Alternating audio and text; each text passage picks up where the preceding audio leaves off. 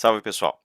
Então, chegando no nosso segundo vídeo, eu gostaria só de conversar com vocês antes de começar rapidamente, né, comentar algumas coisinhas. Na sessão passada, na semana passada, ao longo da semana passada, nós tivemos ali duas sessões completas de discussão, debate presencial, né, então a gente fez todo o nosso tempo de aula em debate presencial e ainda deixei um vídeo para vocês e as atividades, né, leitura e tal. Então, assim, nas conversas que nós tivemos, eu percebi que vocês estavam um pouco preocupados com o tempo de vocês, né?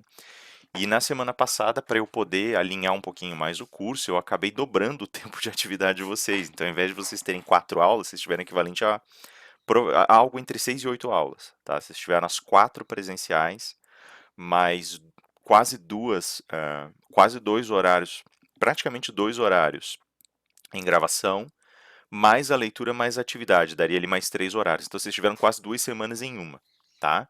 Eu ia deixar esse vídeo aqui na semana passada também, tá? Então eu vou mudar um pouquinho a organização. O acesso de vocês continua sendo por aula, só que a organização de vídeos e debates começa a ser por semana, tá? Essa semana ainda vou soltar dois que eu quero chegar em teoria das fontes. Mas eu estou tentando espaçar um pouco para vocês terem tempo de ver os vídeos com mais calma e para vocês terem tempo de ler os textos com mais calma, porque senão vocês não vão, né, vocês vão ficar muito tensos e eu não quero que isso aconteça. Vejam também que o tempo de aula que a gente precisa cumprir, segundo as nossas diretrizes internas, ele está sendo cumprido e está sobrando, tá? Então também não precisam se preocupar se vocês depois vão ter carga para fechar o curso, tá? A carga ela está suprida tranquilamente, tá bom? Dito isso, eu queria retomar agora a nossa discussão. Eu estou aqui já no slide seguinte, né? A gente tinha falado, nosso último slide, se vocês quiserem aqui, né? Só para dar aquela. Só voltando rapidamente, foi sobre ação, reflexão e decisão. E aqui a gente fez uma leitura muito rápida, assim, muito de passagem, sobre o que significa esses flancos cognitivo, moral e psicológico da ação, e daí a gente começou a falar especificamente sobre como isso se encaixa numa leitura em que a gente debruça a cultura jurídica, o fenômeno jurídico, extrai o fenômeno jurídico de uma sociedade e debruça sobre ele a cultura jurídica, né, formando uma determinada experiência de direito. Eu queria entrar em alguns detalhes num primeiro momento, só para a gente estabelecer, na realidade, o método que eu mais utilizo nessas sessões de discussão e exposição aqui, né, que são métodos iconográficos, e até para encaixar em algumas discussões que nós fizemos nas sessões presenciais essa semana, né? Onde a gente chegou a comentar algumas coisinhas sobre teatro grego, chegou a comentar algumas coisinhas sobre mitologia, e eu queria explicar por que que isso aconteceu e por que que é interessante trazer, né? E o objetivo do fecho dos debates da semana, se vocês bem lembrarem, foi basicamente o salto que nós fazemos da experiência jurídica para o fenômeno jurídico e a diferença que existe entre os dois, né? Como o fenômeno jurídico persiste numa rotina de continuidades e como a experiência jurídica tem esses lampejos de derramamento cultural específico que vão permitir a formação de um Zeitgeist, de um espírito da época, que vão permitir a formação de um Volksgeist, um espírito do povo, né, como vai dizer o Savigny lá na frente, né. Não que essas explicações precisem ser dessa forma, mas aí nós temos reflexos do que está acontecendo no âmbito real, ali no âmbito genuíno da produção jurídica, tá? Então é mais ou menos essa ideia. O que que acontece, então, para a gente ter esse diálogo entre sistema e problema, essa relação sistema-problema, né? O que que acontece nessa relação sistema-problema que complementa o que a gente está colocando? Até aqui a gente colocou três grandes fatores, né?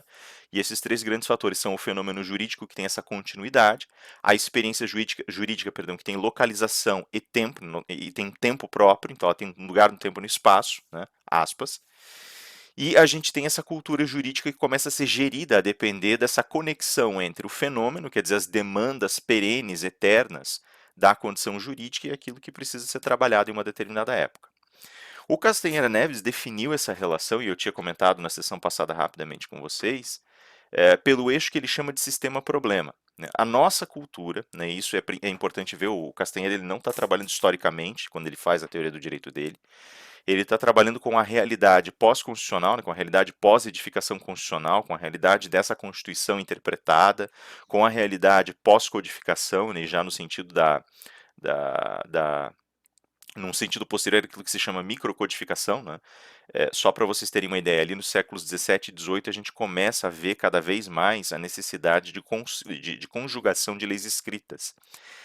No início do 19, nós vamos ver a consolidação dos primeiros códigos, né, que vão passar a vigorar. Então, o Código Civil Napoleônico, a gente vai ver os primeiros códigos surgindo, uma primeira tentativa de código em 1796 na Prússia, né? O Código de Napoleão já é do início do 19, né, de 1804 ali, 1804 para 1806. E então a gente começa a ver nesse século ali a formação dos grandes códigos, dos grandes volumes e compilações de leis, né? E aí forma-se um espírito da época, né? Que é você se remeter a esses livros, a esses grandes estatutos, a esses códigos, e trazer esses códigos como soluções para os teus problemas, né? Então é aí que você vai ver, por exemplo, isso que nós temos ainda hoje, Código Civil, Código Penal e assim por diante. Já não é mais bem assim, a gente ainda revisita esses códigos porque eles ainda são peças icônicas do nosso ordenamento. Mas a questão é que depois desse período, que coincide, por sinal, com o período de formulação das constituições, né? Então, se a gente for olhar a primeira Constituição Brasileira, 1824, inspirada em duas outras, né? A Constituição Portuguesa e a Constituição Norueguesa, 1816 ou 17, perdão, 1821, a gente vai ver ali que as constituições elas também estão sendo geradas no início do 19, né? Final do 18, né? A gente for lá nos Estados Unidos, 1776, 1781, depois 1789 na Revolução Francesa, 1791, 96, com a formulação das cartas de direitos, né? E aí vocês passam a ter esse desenho aí, final do 18, início do 19, tudo por escrito, todo esse material escrito vira ali. A gente passa agora a encarar o direito como esse lugar da visitação dos códigos dos textos escritos das constituições, né? No 20, a gente já começa a ver uma transição nesse espaço, porque a gente passa a ter tanto detalhamento necessário, o código ele fica tão engessado e começa a envelhecer tanto, não a Constituição, o código, vejam bem, que ele começa a se desmanchar em outros microcódigos. Então, por exemplo, na década de 90, aqui a gente vê que o Código Civil, ele abre espaço, por exemplo, para o Código de Defesa do Consumidor, que é um microcódigo, grosseiramente falando, né? E aí a gente começa a esmigalhar cada vez mais isso, a gente começa a ter cada vez mais leis pontuais para certos temas ou realidades, e a gente vai acoplando e modificando aquela estrutura básica que está no código. Então o código ele vai se desfazendo, né, ele vai se desmanchando, daí a gente entra no espaço das microcodificações e depois disso no espaço do microcosmos das leis, da microfísica das leis, né? É, a própria Constituição ela passa por transições, né? As constituições inicialmente elas foram feitas de maneira genérica e muito enxuta. As constituições da metade do 19 para frente, do 20 para frente, ela já começa a tomar corpo, tomar forma. A nossa Constituição de 88 é gigante, né? Se a gente for olhar por comparação com outras constituições, ela é imensa, né? Imensa. Tem muita Constituição grande por aí também, mas a nossa é imensa. E essas constituições maiores passam a exigir também um esforço de interpretação maior, né? O envelhecimento das constituições passa a exigir um esforço de interpretação maior. E por conta disso, por conta dessa conversão, as constituições passam agora a ter parceiros de interpretação e passam a ser reformuladas, né? Então a gente passa a falar, sobretudo, sobre a possibilidade de emendas constitucionais que se tornam cada vez mais comuns, e ali o microcosmos afeta o texto constitucional de uma forma diferente, porque ele tem uma rigidez maior do que o código, ele tem um caráter escritural maior, quer dizer, a gente quer proteger ele mais como se ele fosse uma escritura, né? Então a gente emenda, transforma, altera, né? Vocês têm visto aí, por exemplo, certamente o bate-boca que virou quando alguns dos nossos congressistas começaram a sugerir a possibilidade de uma nova Constituição, né? É, pessoalmente, eu devo dizer, para meu próprio espanto, para meu próprio, né? Para meu próprio horror, né? Que não tem ainda com o discurso que se coloca. A Constituição fala muito de direitos e pouco de deveres. Não é, isso é um grande equívoco, uma grande mentira. Não é assim que funciona. E a Constituição inicialmente serve para falar sobre estrutura de Estado e direito do cidadão. Mas enfim, isso é uma outra discussão. Isso é só para vocês terem uma ideia da época em que a gente se encontra. Tá? Nessa época, nesse período aqui, codificação, pós-codificação, Constituição, interpretação, emenda constitucional, abertura da Constituição, o Castanheira Neves lê, dentro desse contexto, uma relação muito clara entre um sistema que está aqui manifestado nos códigos, na Constituição, nas leis, nas decisões judiciais, inclusive. A decisão judicial ela já entra num caráter um pouco mais cinzento, mas quando ela é utilizada como fonte, né? Na jurisprudência, né? Na própria doutrina, na própria organização doutrinária, ali a gente tem toda a arquitetura do sistema. Então, para nós, o sistema, na nossa mentalidade, ainda o sistema começa na norma, mas aí ele vai sendo acoplado, aplicado, transformado, historicizado através da história dos tribunais da jurisprudência, que é o corpo de decisões de um tribunal, só para lembrar, ou dos precedentes, que são decisões dentro de um tribunal, que afetam áreas, isso lá no sistema anglo-saxônico, né? Que afetam áreas que não têm decisão anterior e que, por isso, passam agora a pautar as decisões dos juízes inferiores, como se fossem leis, grosseiramente falando, né? A gente vai entrar em detalhes disso depois. Então, nessa realidade, o Castanheira Neves vê esse sistema como um todo complexo, que dialoga entre cientistas, doutrinadores. O doutrinador é o cara que escreve o manual, que escreve o texto, que escreve, né, que a gente não gosta muito desse termo doutrinador, a gente fala cientista do direito hoje em dia, mas o doutrinador é o cara que estabelece, tenta consolidar certas interpretações da norma e tenta discutir certas posturas da decisão judicial, né? Então ele dá um suporte técnico, trazendo a ciência para o tribunal. Então, a gente tem o tribunal, tem o doutrinador, a norma, tem a jurisprudência, assim por diante, tudo isso forma um todo complexo, né? Se a gente fosse inverter isso para a linguagem do semioticista, ou seja, do estudioso dos signos e das representações, ele diria: isso é um corpus linguístico, né? Ou seja, é o corpo total de linguagem que o direito constrói. Tá? Então tem doutrina, jurisprudência, decisões, as aplicações, as normas, né, os pareceres, os decretos que vêm na realidade do Poder Executivo, né? Às vezes, quando é decreto legislativo do Poder Legislativo, vocês vão ver isso inconstitucional, e por aí vai, né? Então vocês têm esse corpo. Pro Castanheira Neves isso chama sistema, tá? E aí, o que, que o sistema tem? Quando a gente entra na faculdade de Direito, a gente começa a massacrar o estudo do sistema. Tá? Por isso que eu falei que o direito é uma disciplina, é um universo, perdão, uma ciência extremamente teórica. A gente vai se concentrar em estudar, estudar, estudar o sistema. Aí vocês falam assim, não, mas a gente está fazendo um esforço para abordar as realidades nos núcleos de prática jurídica e tal. Sim, a gente faz, porque a gente sabe que se você não souber usar o sistema para resolver o problema, não adianta nada. Então a gente simula problemas ou traz problemas reais já para você poder usar o sistema, percebem? Mas a nossa concentração é em fazer vocês mergulharem e respirarem o sistema de modo que a resposta para o problema se torne automática. Tá? O que acontece? O que é o problema? O problema é o cara sentado no seu escritório às 3 da tarde tomando café com você dizendo quero me divorciar. Tá? O problema é você olhar para uma situação, por exemplo, como esse projeto de lei agora que quer transformar a vaquejada, não sei qual é a opinião de vocês quanto a isso, eu sou absolutamente contra, mas quer transformar a vaquejada em patrimônio cultural imaterial para ninguém poder proibir mais. Tá? Ou rodeio, vaquejada, essas coisas que torturam bichinhos. Né? Desculpa colocar desse jeito, mas é isso. Para mim é isso. Vocês não são obrigados a concordar, tá? E assim, então, tá lá. Isso agora apareceu como problema. Ele tá mexendo no sistema, mas o problema concreto é a vaquejada. Qual é o problema concreto? Tem gente que vive disso. Tem gente que entende que isso é importante para sua cultura. E tem gente, como eu, por exemplo, que diz que isso é um absurdo, que você tem uma cultura que castiga e judia animais é uma vergonha. E que está na hora de repensar, então, o que você entende por cultura e o que você entende como ocupação do teu espaço. Né? Enfim, não quero ofender ninguém, né? Mas são duas posturas e a gente tem que resolver. Problema é quando você, por exemplo, tem um sujeito que chega lá e diz: olha, eu assinei um contrato com a minha operadora de celular está me cobrando o dobro do que disse que ia cobrar. Isso é um problema. Tá? Então, o problema ele é trazido à tona a partir do reino dos fatos, né? A partir desse reino material em que os eventos vão tomando parte. E ele emerge e ele vai fazer uma pergunta para o sistema. Ele vai dizer assim: escuta, você tem uma resposta para mim? Porque aqui tem duas pessoas em conflito, não tem solução material, eles não estão se entendendo. O que é certo e o que é errado aí no teu universo? E aí o sistema vem e acopla a resposta. Tá? E lógico que ele vai ter mecanismos institucionais, então juízes, juizados especiais, árbitros, conciliadores, sei lá eu mais o que, para poder construir essa resposta e estabelecer essa resposta como certa. Isso tudo a gente vai ver em tempo também. Tá? Então, assim, como é que fica a questão da composição do fenômeno jurídico em virtude da emergência desse problema material? O fenômeno jurídico ele tem como desenho geral nesse caso esse resgate de situações que a rigor se arrastam através dos séculos, mas que vão aparecer de uma maneira muito particular em uma determinada época. Tem algumas que até vão aparecer de forma única, mas elas só conseguem ser resolvidas porque o sistema está bebendo dessas fontes do fenômeno jurídico e está vendo o próprio fenômeno emergir no problema. Como assim, Efá? Tá. Então, por exemplo, o camarada vem e senta na minha frente e fala: eu quero me divorciar. Tá? Veja, isso é um problema mais velho do que andar para frente. Né? Um laço familiar se desfazendo. Né?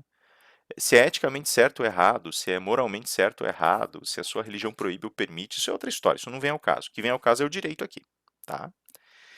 E aí a pessoa senta lá e fala: olha, eu quero me divorciar porque não há mais condições, né? Se você olha o divórcio hoje, ele tem uma certa expressão. Hoje em dia, divorciar-se na sociedade brasileira não é uma coisa tão complicada. Tem, evidentemente, um custo e tem suas facilitações. Se os dois quiserem se divorciar, um só advogado pode solicitar o divórcio no cartório, inclusive, hoje em dia. Né? Se um não quiser, aí entra numa questão litigiosa, num conflito, né, que vai virar, juridicamente, ele é chamado de litígio, né? E aí ele vira um litígio e tem que ter uma ação judicial e um juiz para julgar como é que vai partilhar bens, o que vai acontecer, né, para suprir eventuais vontades e assim por diante, né? Você vai ver na Itália o divórcio, tá? Os italianos, eles têm horror ao divórcio. Eles não gostam isso, não gostam disso, perdão, não é da cultura deles. Então, para eles é um processo muito mais extenuante, tem uma ação judicial longa, tem uma série de complicações, de produções probatórias, é um saco, né? E duas pessoas só dizem assim, a gente só não quer se casar, só não quer, perdão, permanecer casado, só isso. Tá? Então veja, o que acontece? São duas culturas diferentes que respondem de formas diferentes, mas a ideia do divórcio, a ideia da separação de um casal que se juntou, está lá presente nas duas. Mais do que isso, tá? O que começou a acontecer aqui e lá? Né? Aqui, as pessoas falam que a instituição do casamento faliu, né? E muita gente prefere se manter em união estável, muitas vezes, por entender que é mais fácil, só que a própria união estável passou a receber proteção paralela do casamento, análoga do casamento em termos patrimoniais. Lá, as pessoas não querem mais casar. Por quê? Porque elas entendem que se você casa, você não descasa nunca mais. Né?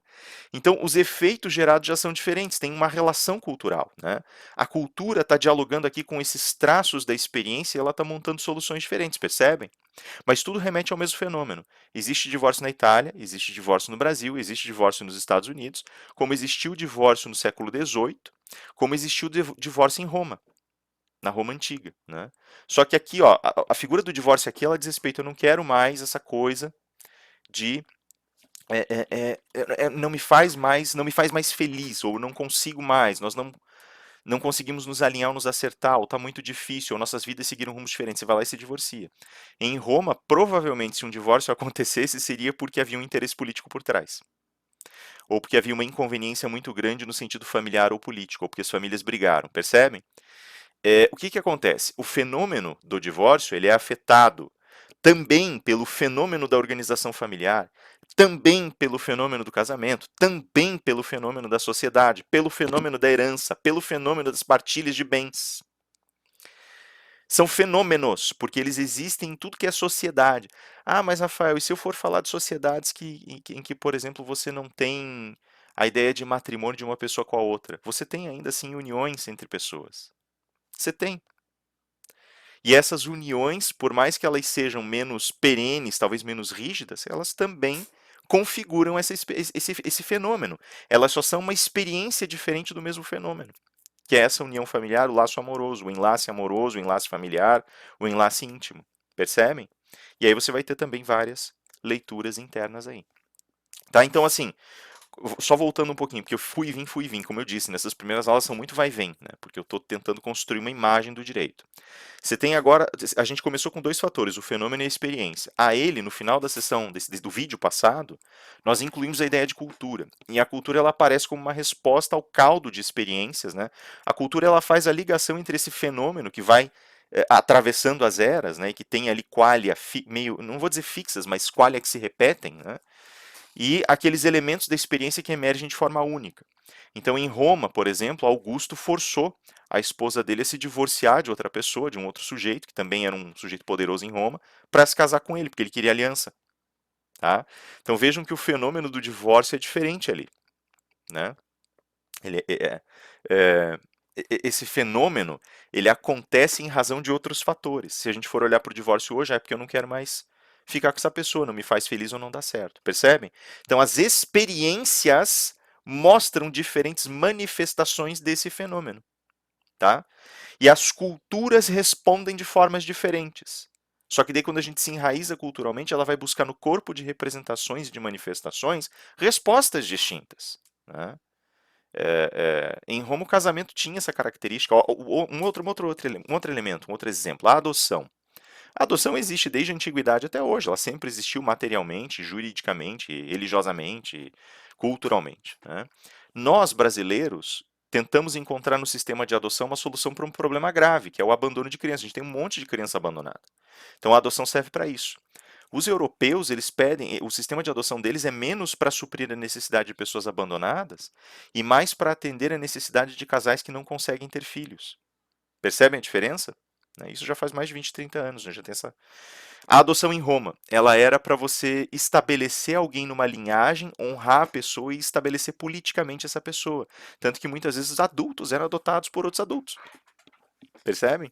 Então tinha um jogo político muito pesado, principalmente nas grandes famílias, né? Aí nas pequenas a formalidade era muito vaga, né? Existia até uma formalização religiosa mínima do casamento, da família, mas a formalização jurídica ela era muito complicada. Ela era muito difícil de se ver, né?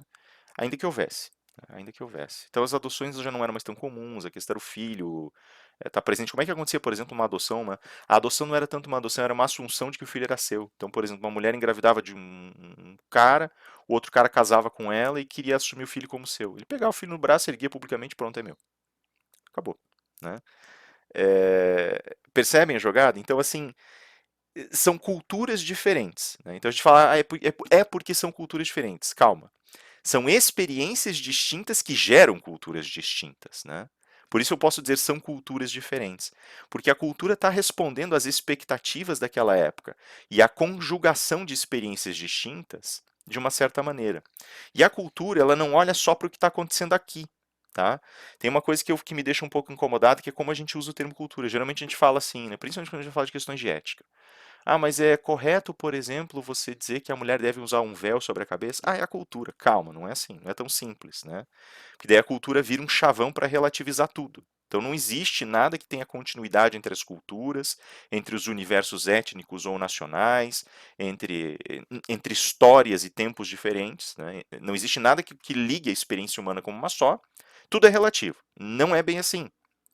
Me permitam dizer, vocês não são obrigados a concordar, mas eu penso o seguinte: vamos pegar aqui essa questão, por exemplo, do véu, né? A mulher deve ser obrigada a usar o véu ou não, né? As mulheres, na realidade, elas mesmas comentam que elas gostam, elas querem só escolher as cores dos véus, muitas vezes, em muitos lugares de cultura. Tem outras que não querem ter que usar mesmo, né? Mas a questão não é porque é um traço cultural devemos respeitar. Nós temos que olhar isso sob um outro olhar. A gente não pode olhar para o véu sobre a cabeça da pessoa, mas para o que ele representa. Ele representa a origem, a identidade cultural, a identidade religiosa, a identidade filosófica dessa pessoa.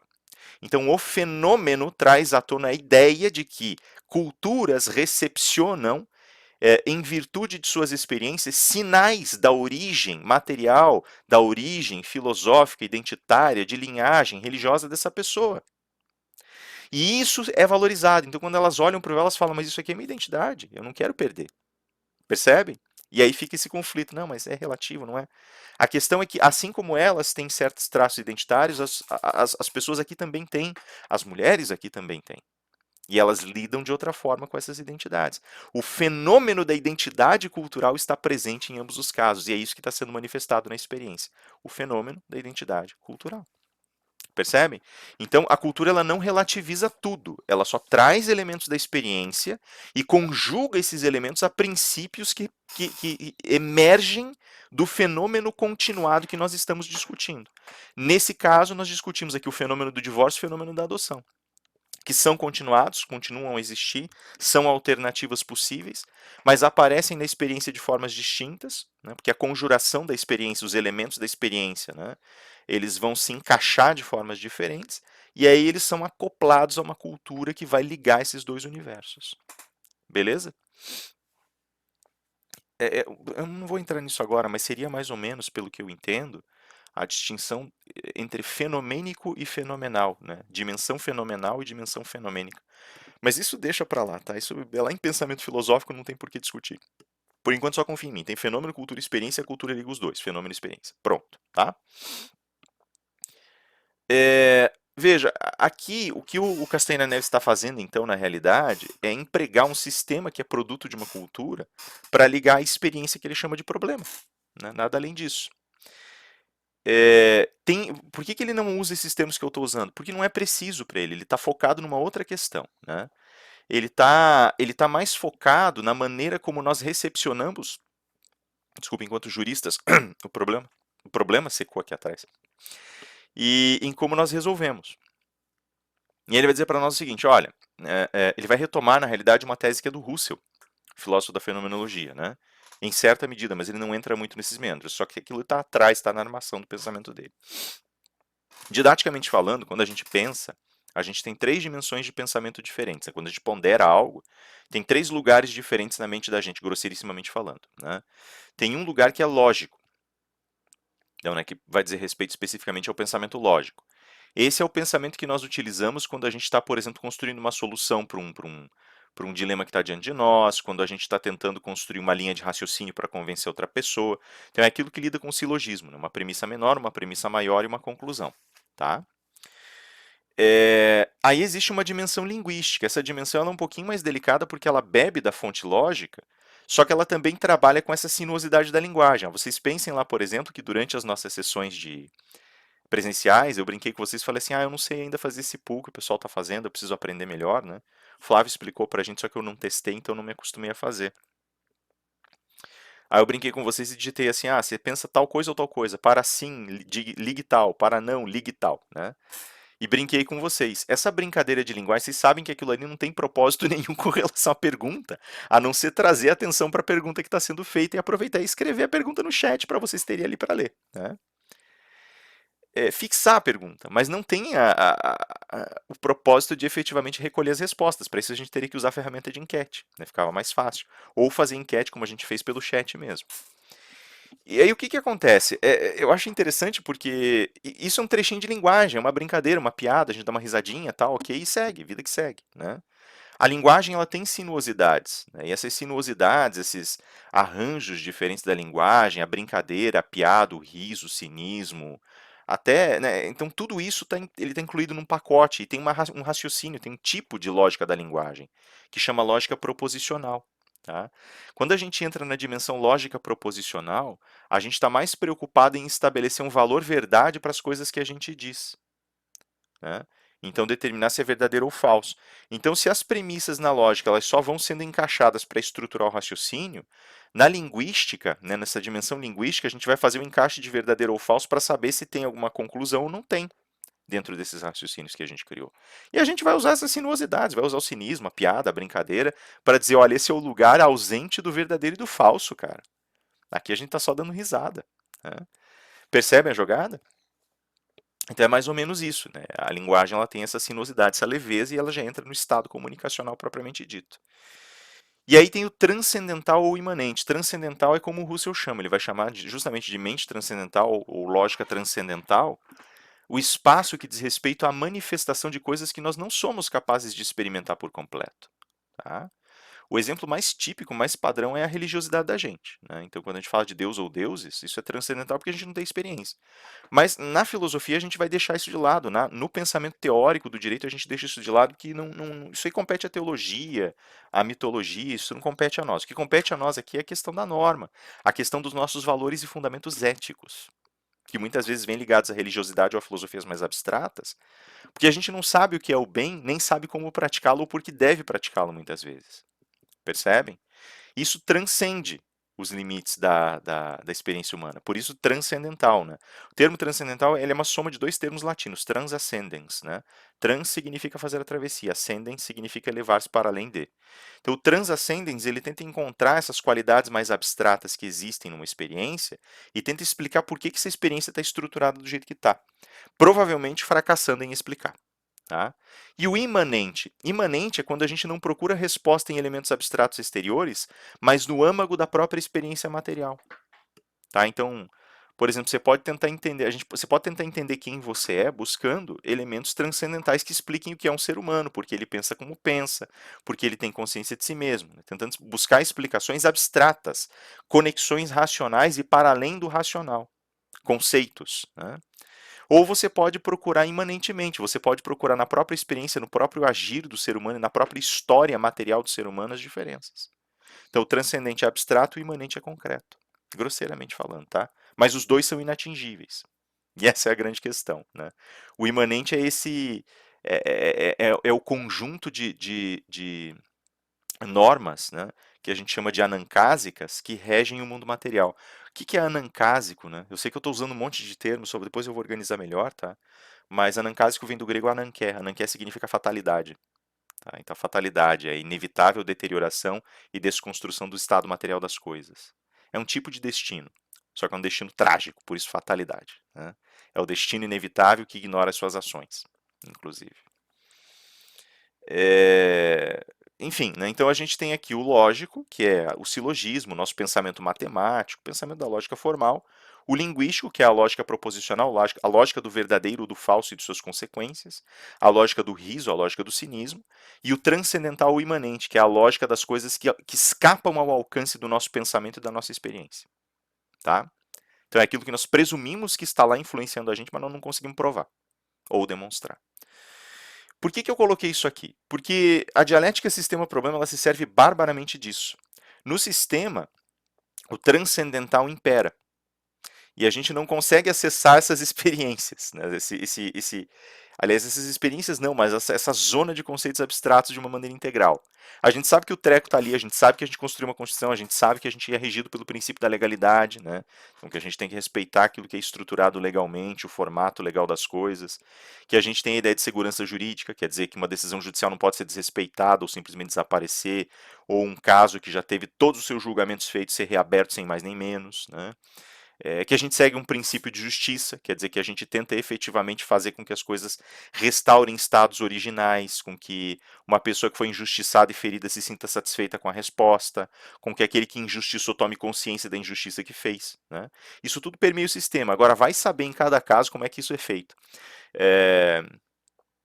O Sidney, eu acho que me perguntou numa sessão. Não, perdão, foi o William. O William me perguntou numa sessão o que é justo. Né? Eu fiquei de responder ainda. Devo a resposta, não vou fugir, não vou escapar ela, pedir para o William me lembrar. Já aproveito para oferecer aqui uma resposta rápida a esse respeito. Ele falou assim: se uma pessoa comete um crime e vai presa 10 anos, vai saber se a parte que sofreu ficou satisfeita com isso, ou se a própria pessoa que foi presa ficou satisfeita com isso. Depois ainda fizeram assim, observação, quem ficou preso não vai ficar feliz, né? Óbvio, né? Talvez quem viu prenderem, quem foi vítima, por exemplo, os familiares da vítima de um homicídio, né? De uma pessoa que morreu na mão de outra, talvez fiquem felizes. Mas sempre vai ter duas perspectivas. Isso é o caso, tem duas perspectivas. A questão é perguntar por que tem duas perspectivas e por que nós não conseguimos alcançar um resultado justo nisso. Isso envolve o transcendental, porque a justiça é transcendental. Né? E aqui eu já inicio a minha resposta, que eu já tinha dado em outra sessão, comecei a insinuar em outra sessão. O justo não pertence aos homens. Tá? Isso talvez já vai explicar por que eu peguei essa iconografia para esse slide em especial. Então, assim, a dialética sistema-problema, ela sabe que ela vai se bater. Porque os conceitos não vão aparecer de todo. E a experiência não vai aparecer de todo. E aí está a imanência dos acontecimentos. Assim como você tem opiniões diferentes sobre o que é justo, você também vai ter opiniões diferentes sobre as coisas que acontecem ao teu redor. Né? Não é nenhuma nem duas vezes que a memória falha, não é nenhuma nem duas vezes que uma situação tensa vira uma falta de cabimento em testemunhos que não batem. E as pessoas acreditam piamente que elas estão falando a verdade. Né? Então, uma pessoa se chega lá, por exemplo, você lembra daquele churrasco que a gente foi assim, assado? Lembro, lembro. Lembra que fulano estava lá? Não, fulano não estava lá, fulano não, fulano chegou atrasado. Não, fulano não estava lá, a gente pontuou, inclusive. Você pontuou porque fulano chegou atrasado, percebe? Você pegou, o que você pegou ali do cesto? Uma Itaipava ou uma Heineken? Não, foi uma Itaipava. Cara, eu vi você pegar uma Heineken. Percebe? Essas coisinhas. As falhas de memória, os fragmentos de memória, eles fazem com que os acontecimentos em si desapareçam. Percebem?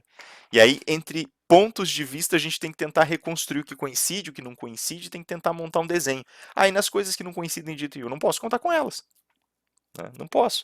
Eu posso tentar olhar para os ângulos de observação e para as perspectivas para tentar reconstruir o cenário. Então, assim, o problema ele emerge, mas para ele ingressar na zona conflitiva do direito, ele vai perder muito das suas qualidades. Tem coisas que vão ficar imanentes e tem coisas que vão desaparecendo. Assim como o sistema, ele vai ter coisas que permanecem no plano da transcendência. Tem coisas que eu não vou saber responder, eu vou ter que usar os mecanismos racionais que eu construí. E aí os dois se chocam. Qual é o problema com isso? É que geralmente quando o problema faz a primeira pergunta para o sistema não tem a resposta ainda. Tá? Então o sistema ele vai coçar a cabeça, olhar o problema e vai tentar reconhecê-lo. E aí ele vai dar uma resposta prévia, que daí vai alinhar com o problema em uma determinada situação. Talvez resolva, talvez não. Quer ver uma? Há muitos, muitos anos, pessoas que vinham, por exemplo, da região do Oriente Médio, né, da crescente fértil do Oriente Médio, em países praticantes do islamismo, às vezes vinham com 4 esposas para cá. E na época a gente não tolerava a possibilidade, ainda hoje, aliás, não existe essa tolerância, né? Mas não existe a tolerância de mais de um casamento. Existe um casamento só com uma pessoa só e pronto, né? Existe um estabelecimento de um princípio de monogamia aqui. Só que essas pessoas vinham de lá e o problema que se gerava era o seguinte: dependendo da solução que a gente dê, tem esposas que vão ficar desguarnecidas, né? Financeiramente, vão ficar sem patrimônio. Então a pessoa vinha, o homem vinha, tinha lá as mulheres, né? as esposas, né? E lógico, uma sociedade patriarcalista era o homem com as mulheres, né? E aí o homem, ele tinha uma ordem de casamento, tinha casado primeiro com uma, depois com outra, depois com outra, depois com outra, evidentemente. Então, por exemplo, um caso de 4 esposas, aí vinha a pergunta. Ele tem 4 esposas, só que ele só pode ficar casado com uma. Vamos perguntar ao STF como fazemos. Então, uma resposta que o STF já chegou a dar historicamente. A primeira esposa é esposa, as 3 outras passam a ser consideradas não esposas. Ou seja, para o nosso ordenamento, passavam a ser consideradas como concubinas. Tá? Eu vou usar o termo feio mesmo, antigo, que é para deixar bem claro o que vai acontecer. Né? Como só a esposa tinha, então, né, por outras interpretações, direito à herança, quando o cara falecesse, quem ia herdar tudo era a primeira esposa e as outras 3 iam ficar chupando o dedo ou contando com a caridade dessa primeira. Perceberam a jogada? Então, assim, respondeu, beleza, deu tudo errado porque aquela esposa ficou com raiva, não quis que as outras 3 recebessem nada e as outras 3 ficaram à míngua, né, sob o poder dela. Né. O fato do homem ser casado com 4 esposas não significa que as 4 vão se dar bem. Não significa que esses 4 laços sejam laços que foram anuídos por todas as esposas também. Tem isso, né? Tá, daí acontece de novo. Então o sujeito vem, apresenta a petição dele e fala: ó, aconteceu isso. Eles olham a situação anterior e falam: já deu zebra porque elas já brigaram e 3 pessoas ficaram desamparadas por isso. Então uma pode ser casada, mas para a gente não desrespeitar a lei, as outras 3 ficam em regime de união estável com a pessoa e partilha tudo por igual. Tá? É uma resposta possível, só que daí o juiz ignora que o problema não é só um problema financeiro, não é só um problema patrimonial. Também existe um problema social em que uma esposa e as outras são companheiras em regime de união estável. Então, na cabeça das pessoas que vieram de fora, uma é mais, as outras são menos. Percebem? Então, existe uma representação simbólica ao redor disso. E isso também não deu certo. Né? Então é mais fácil você pegar no regime externo aquilo que é diferente e homologar a existência de um caso de exceção dentro do nosso regime, dizendo que ele tem 4 esposas e elas partilham igualmente todo o patrimônio, do que você ficar forçando a barra para encaixar uma situação externa nesse sistema. Então o sistema teve que ser consultado 2, 3, 4 vezes para poder dar uma resposta que funcionasse, percebem? Ele não tinha resposta. Então ele foi consultado e foi gerando interpretações e gerando encaixes para poder resolver o problema. Por isso é uma dialética. Ele vai e vem, vai e vem, vai e vem. Eles estão sempre conversando. Né? Isso acontece em tudo. Não é só porque você tem uma resposta estável, por exemplo, para contrato de aluguel que não teve aluguel pago, você pode entrar com ação de despejo, que não existem diálogos. Né? Antes a ação de despejo era brutal, acabou, despejo e acabou-se.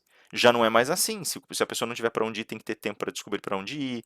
Se o pagamento não aconteceu por conta de uma situação como uma pandemia, é necessário renegociar. Tem uma série de questões. Né? É necessário fazer a leitura das benfeitorias, das inclusões que o inquilino fez ali. Né? Tem uma série de questões, de poréns que tem que ser levados em consideração. Isso está vindo dessa dialética. A dialética, quanto mais a gente dialoga, mais detalhes surgem. Então vai ficando mais e mais e mais e mais complexo. Tá? E assim, então aí vem a grande pergunta, né? Se você tem, nesse sentido, um estado de historicidade material no direito. Né? E se ele é incluído para a construção desse sistema. Eu acho que fica mais do que óbvio que, de fato, nós temos um regime de historicidade material muito presente aí. Né? O que eu quero dizer com historicidade material? Eu quero dizer que as instituições, as normas e os pontos de vista vão sofrendo evidentes alterações com o tempo, mas elas têm uma relação, elas se encaixam numa cadeia de causa e consequência. Né?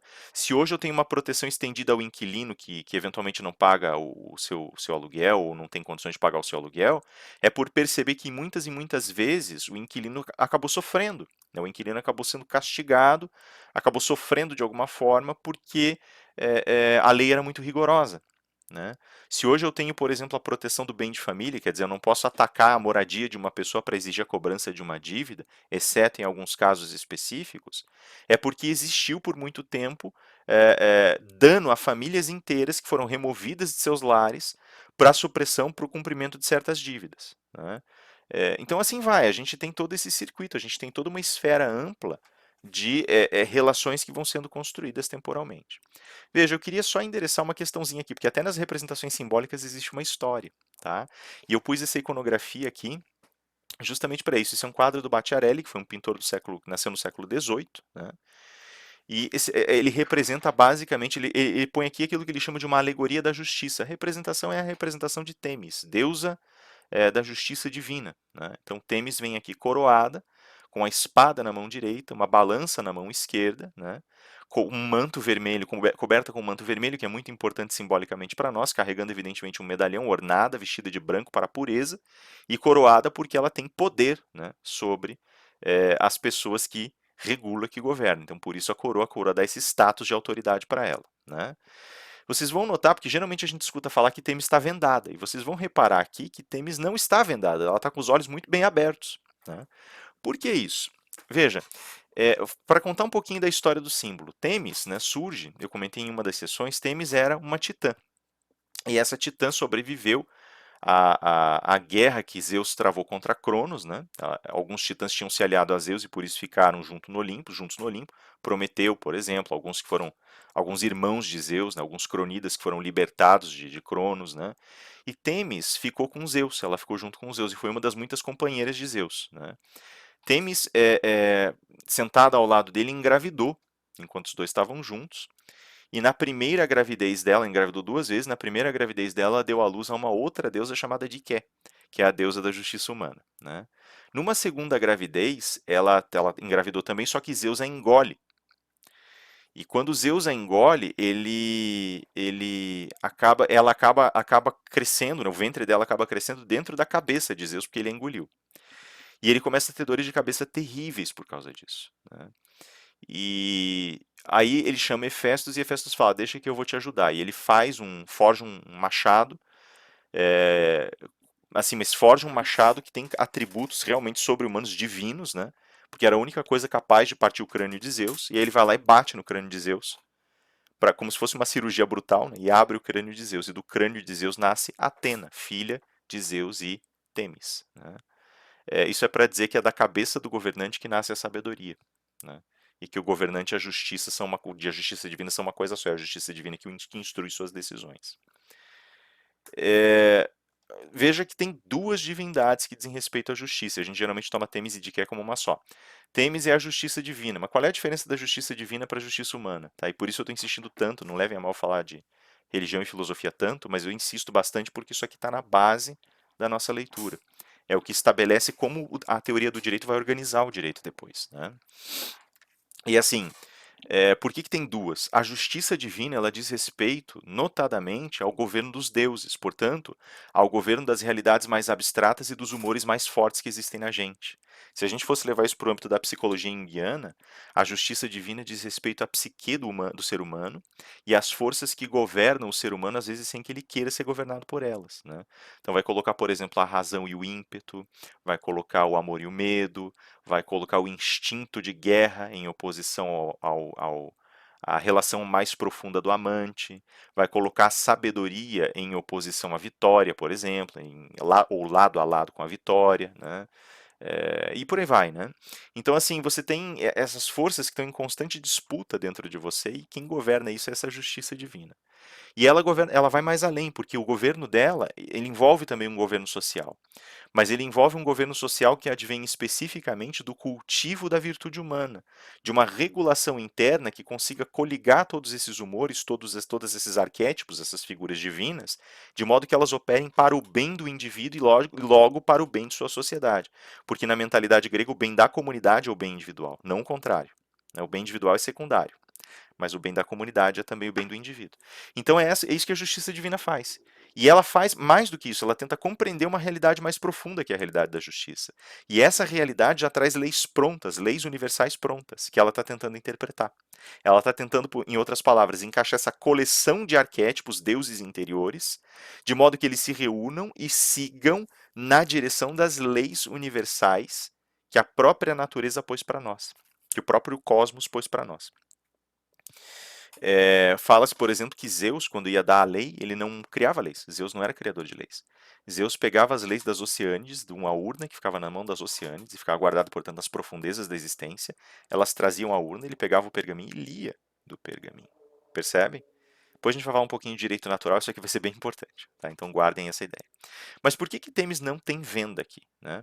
E quem era de quem em contraste com Temis, né? De que sendo a justiça humana, ela seria a regulação que constrói leis humanas, que traduz isso nas leis comunitárias, né, de que teria, como eu comentei em sessão, vindo governar os seres humanos de um trono aqui, percebeu que era impossível. E aí desistiu e foi governar ao lado de Zeus. Percebe? Então ela fala, a justiça não pertence a vocês, é isso que ela está dizendo, a justiça pertence a esferas muito mais elevadas e vocês não dão conta, então vou embora. Por que que Temis está aqui sem a venda? E como é que surgiu essa história de venda, né? A venda ela surge no século XVI por conta de estatuário de porcelana que era feito para fontes nos Países Baixos. E esse estatuário começou a incorporar, é um estatuário muito colorido, muito alegórico, ele começou a incorporar elementos diferentes para transmitir mensagens. Então, meio como a dizer assim, olha, eu vou te dar um atributo do que eu vejo na justiça, do que eu vejo na coragem, do que eu vejo, e aí eu vou desenhar isso na minha peça. E como o artista via que a justiça não poderia ter um olhar mais doce para um do que para outro, ele vendou a justiça ao dizer, olha, a justiça está sempre vendada, ela não faz diferença, não faz distinção entre um e outro. Né? Com o passar do tempo, as pessoas começaram a dizer que a justiça é cega, né? Até o ponto em que hoje as pessoas lembram dessa brincadeira e falam: a justiça não é cega, ela está vendada. Ela enxerga muito bem, cuidado. E eu iria além e diria o seguinte: é bom que a justiça esteja vendada, porque o olhar da justiça é o olhar mais terrível, um dos olhares mais terríveis, não é o mais terrível, mas um dos olhares mais terríveis que você vai receber na sua vida. Quando a justiça nos encara no olho, ela deixa muito claro para nós: nenhum de nós é completamente justo. Cada um de nós tem um preço a pagar pelas injustiças que comete todo dia. E ela está vendada para nosso bem, no final das contas. Sempre esteve vendada, então, a partir do século XVI, 1567, eu acho que é a primeira estátua que aparece não é em Amsterdã, eu acho que não me lembro. Enfim, a primeira estátua com a justiça vendada. Uma estátua, depois dê uma olhadinha no Google, assim, aparece a imagem. Eu separo e ponho nos próximos slides. Uma estátua bem bonitinha, assim. Enfim, não importa. Né? Vida que segue. Então, eu espero que essa ideia da relação sistema-problema tenha ficado um pouco clara. Eu não estou aqui sendo muito fiel à teoria do Castanheira Neves. Eu estou, na realidade, trabalhando a teoria dele como uma espécie de manifestação possível dessa relação fenômeno, cultura e experiência. Tá? Aqui a gente tem um quadro mais pesado ainda, um Goya. Tá? Para vocês verem a diferença na iconografia do que a justiça representa. Então, é equilibrada, reta, com a balança na mão, com a espada reta. A espada não está erguida. Vejam que a espada não está erguida. Às vezes ela aparece com a espada erguida. Aqui a espada está em descanso. Mas ela vem com a espada erguida também, que é para impor, né? Por que a espada e a balança, né? A balança para sopesar a justeza, a justiça de uma situação, a espada para confirmar e forçar a obediência daqueles que não querem obedecer. Então, para derrubar o injusto mesmo, para derrubar o ímpio. Né? E aí a gente tem um Goya com Cronos devorando seus filhos. Né?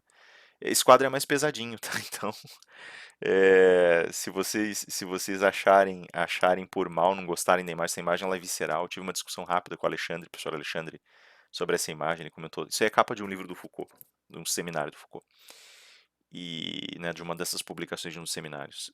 E aí ele estava falando assim: nossa, eu vi essa capa e fiquei fascinado com o livro e tal. E realmente ela causa fascínio. Esse quadro do Goya, junto com o tema do livro, né, junto com a questão do objeto, do narcisismo, da psicanálise, enfim, né, da formação da psique. Eu não me lembro exatamente qual é o seminário em que ele está. Acho que é o 6, e não vou lembrar agora o tema. Mas ele causa fascínio, é para isso que serve mesmo, ele serve para causar fascínio. E só que é uma imagem violenta, né? O Goelli está tentando traduzir exatamente o que significava a relação de Cronos com seus filhos, né? História de Cronos, o Cronos era um titã, era rei dos titãs, né? É, e o Cronos ele recebeu uma profecia de que ele seria destronado por um filho. E aí por conta disso ele decidiu que ele jamais deixaria um dos filhos dele viver. Então ele devorava todos os filhos dele para não deixar o poder dos filhos se esparramar por aí. Né? E ele engoliu os filhos.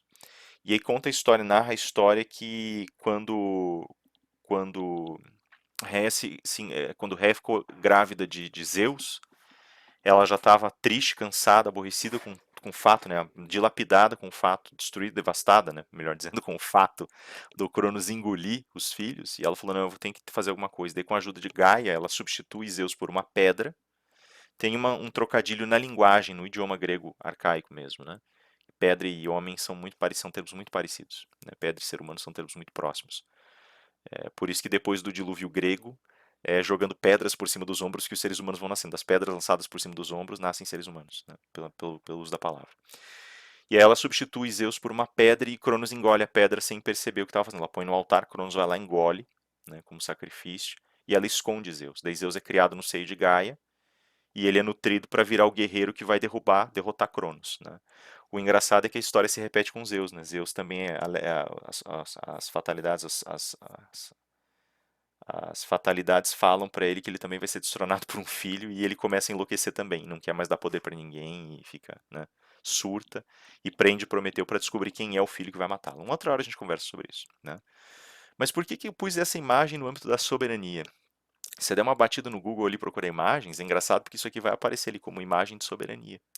Porque o problema central de Cronos foi o problema da soberania, né? De uma soberania que virou uma supremacia deformada. Tudo que a gente discute na base do direito é ambivalente. Tá? O direito ele tem dois problemas, ele não tem um problema só na realidade, né? Como queria o Castanheira Neves. Ele tem um problema material para resolver, mas o problema, a circunstância de dúvida transcendental ela não aparece só porque é difícil chegar a ela, a completude dela. Ela aparece ambivalente, ou seja, ela aparece sempre como uma faca de dois gumes. Ela pode fazer muito bem, como pode fazer muito mal. Tá? Então vocês me falam, né, como vocês me perguntaram, como o William perguntou, e como vocês responderam. Pô, o cara fica preso 10 anos, a pessoa que olhou para aquela situação se satisfez, o outro não se satisfez. Por quê? Porque é ambivalente. Tem gente que vai achar que para um homicídio 10 anos é pouco, tem gente que vai achar que é muito, tem gente que vai entender, eu particularmente me alinho com esses, que 10 anos nem entra na equação. Não é esse o ponto. Né? O ponto não é deixar 10, 15, 20, 30 anos prender ou não prender. O ponto é outro. O ponto é tentar trazer esse sujeito a entender o que é um homicídio, para ele nunca mais fazer. Né? É... mas daí me perguntam, e a família da vítima? Sim, a família da vítima tem que ser trazida a entender que o homicídio aconteceu e que não tem volta. E que ela tem que seguir. Né, e que ela tem que ter condições, que ela tem que se estruturar para ter condições de seguir. E que se eu convencer aquele cara de que o homicídio estava errado, quem sabe ele venha e ajude agora essa família a se reconstituir. Ou quem sabe ele ofereça alguma coisa que ajude a reconstituição. Então, assim, cara, tudo é muito dúbio, tudo é muito ambivalente. Né? Então, tudo tem dois lados, tudo tem pelo menos esses dois lados que estão em luta. E a soberania é assim, né? Então eu coloquei justamente soberania, direito e potência, que são elementos que estão lá no livro do George Agamben. Eu pedi para vocês lerem ali 10 páginas dele, ou menos ali, das 90, 90 e poucos, 90, 96, eu acho, 6 páginas. Mas se vocês quiserem dar uma olhada antes no livro, no capítulo que fala de soberania e de poder soberano, ou na parte, né, que fala disso, vocês vão ver exatamente esses termos. Então eu extraio algumas reflexões dali para poder falar um pouquinho sobre como o direito se alinha e se organiza, tá? Como é que funciona isso aqui? Veja, você tem. Muitas vezes vocês vão ouvir falar, tanto na teoria do direito, quanto na ciência política, na filosofia política, na teoria do Estado, sobre como um Estado, ou como uma sociedade, num sentido mais geral, mais amplo, emerge de uma realidade de caos que é essa realidade natural. Isso, evidentemente, é uma figura de linguagem, utilizada muitas vezes por filósofos como o próprio Hobbes, como o próprio Grotius, até como Rousseau, para tentar esclarecer, para tentar explicar que em algum ponto nós começamos a nos organizar como coletividades e começamos a empregar racionalidade para isso. Tá? E aí começou todo um jogo, toda uma leitura de normas, relações de poder, regularidade e homogeneidade das relações sociais, harmonia, exclusão da violência e assim por diante. O caso que a gente tem a colocar nesse sentido é um pouco mais delicado e complicado do que parece. Porque esse estado natural é a representação pura de uma condição da qual nós queremos nos livrar. E aí a gente começa, por essa leitura, a pensar que essa condição é a condição de um indivíduo que mal saiu da sua animalidade lá atrás e vive em comunidades muito rústicas, mas que lutam por tudo que querem, mais ou menos como lobos lutariam para obter a liderança, né, de uma matilha, perdão, de uma alcateia, né? Mais ou menos dessa forma. Não é bem assim. Ainda que exista de fato um estado natural que enfrentamos. Eu falei numa das sessões, na última sessão de sexta, eu comentei assim: devemos sempre lembrar que nós não deixamos de ser animais. Né? Nós somos um tipo muito especial de animal, mas nós somos um animal. Ou nós somos uma espécie animal. E essa espécie tem respostas animais. A gente começou a discutir, por exemplo, lá, a questão de que por trás do homicídio e por trás de certos crimes existe uma demanda de resposta. E essa demanda de resposta muito brutal vem geralmente do ódio ou do medo. E a gente definiu isso como proto-emoções, não como emoções, né, como o psicólogo definiria. O que são essas proto-emoções? Elas são respostas emocionais animais. O animal sente medo e o animal sente ódio. Né? Então, a proto-emoção é o nosso lado animal falando. E é isso que esse estado natural representa, não é o estado de rusticidade e luta constante entre uns e outros porque a natureza impõe ou porque a organização determina. É porque nós mesmos ainda estamos muito afinados com a nossa própria natureza animal e não estamos conseguindo, como grupo, dar o salto. Porque nós mesmos enfrentamos, nós temos um horror profundo a essa animalidade que existe dentro de nós, né? Isso o Freud colocou no inconsciente quando ele desenvolveu a teoria psicanalítica dele, né? Então, as questões inconscientes, na realidade, elas estão permeadas por essas proto-emoções e por condições mal resolvidas dessas proto-emoções, de forças desejantes, energias libidinais. Isso é o lugar que nós enfrentamos. Isso é o lugar que nós estamos agora enfrentando. Tá? Não tudo, porque nós também precisamos desse lugar primitivo, dessa experiência primordial, mas pelo menos aquilo que nós entendemos como sendo mais negativo e destrutivo. Né? Então essa ambivalência está muito presente ali também. E nós queremos superar o estado dessa ambivalência sabendo como lidar com os canais e com essas afluências, com esse correr desses rios, né, para fora. Né? Então eliminar, talvez assim, talvez sufragar o ódio, a competição, a violência, mas certamente trazer os estados de conquista, de amor, de fraternidade para fora e elevar todos esses. Né? Refinar esses sentimentos antes que eles apareçam e antes que eles afetem os outros. Tá? Isso faz com que, e isso é fundamental, eu estava discutindo isso com esse colega teórico que eu comentei na sessão passada, no vídeo passado, e a gente estava comentando sobre poder, e ele falou assim, eu vejo, ele citou um autor germânico, um alemão que ele está estudando, ele fala que esse germânico vê o direito como uma ciência das relações de poder, como uma ciência do poder. Eu falei para ele, infelizmente eu também vejo, mas eu não concordo com ele. O direito está uma ciência do poder, ele está alojado no poder, mas ele não deveria ser uma ciência do poder. Ele deveria ser uma ciência ética. E a ética e o poder não se dão bem. Quando é que você tem poder? Quando é que emerge o poder? Qual é a raiz do poder? A gente não pode falar sobre uma origem, mas vamos falar de uma raiz do poder. A raiz do poder está exatamente em perceber que as circunstâncias exigem um certo comportamento, mas as forças que visitam essas circunstâncias se esparramam para outros lados. Como assim? Tá? Isso deve ter ficado bem confuso, mas pensa assim. Ó. Eu sei, por exemplo, que eu sou um sujeito que tem. Eu já comentei com vocês que eu tenho ansiedade, então eu tenho medo de fazer certas coisas. E eu sei que eu vou procrastinar, eu vou empurrar com a barriga tanto quanto eu puder por causa dos meus receios. Tá? Tem certas coisas que eu vou empurrar com a barriga, eu sei. Não é o que as circunstâncias pedem. Quanto mais você empurra com a barriga, pior fica. Mais emergencial tem que ser a tua solução para um problema determinado. E menos tempo você tem para resolver, e mais tensa vai ser a resolução. E maior a probabilidade de você fracassar resolvendo a situação. Tá? Eu sei que eu sou assim, isso está na minha natureza. Né? Não é definitivo, mas está lá. Então eu tenho que exercer, eu tenho que estabelecer a relação entre a minha razão, né? E a temperança, a calma, a paciência que essa razão consegue criar, o autocontrole que ela consegue criar, e jogar isso sobre esse aspecto ansioso. Ou seja, eu tenho que colocar a razão tendo poder sobre a ansiedade. Percebem? O ódio que uma pessoa sente. Cara, você vai sentir ódio de muita gente por muitas injustiças que você sofre na vida. Isso significa que você pode ser batendo nas pessoas? Claro que não. Né? Você sabe que vai piorar 10 vezes o problema. Então o que você faz? Você usa a tua razão e determina que ela tenha poder sobre essa situação de ódio. Se for o contrário, se o ódio tiver poder sobre a razão, vai dar besteira, você sabe disso. Então é daí que surge a relação de poder. Ela determina o que estabelece em determinada circunstância o controle, né? E passa a ser exigida porque as circunstâncias nem sempre estão sendo operadas pelos elementos que deveriam controlá-las. Percebe a jogada? Tá aí a dificuldade e tá aí onde surge o poder. E aí tudo que a gente vai ver em sociedade, tudo que a gente vai ver nesses regimes distintos, isso aparece na realidade como metáfora. A sociedade está fora de controle. Não, seus indivíduos estão agindo em desarmonia com relação a um arranjo que foi estabelecido, que precisa ser respeitado para que esse projeto dê certo. Percebe a jogada? Então, o que eu estou colocando aqui na realidade é que existe, nesse sentido, e surge nesse sentido a soberania dessa relação de poder como um desses espaços de ambivalência.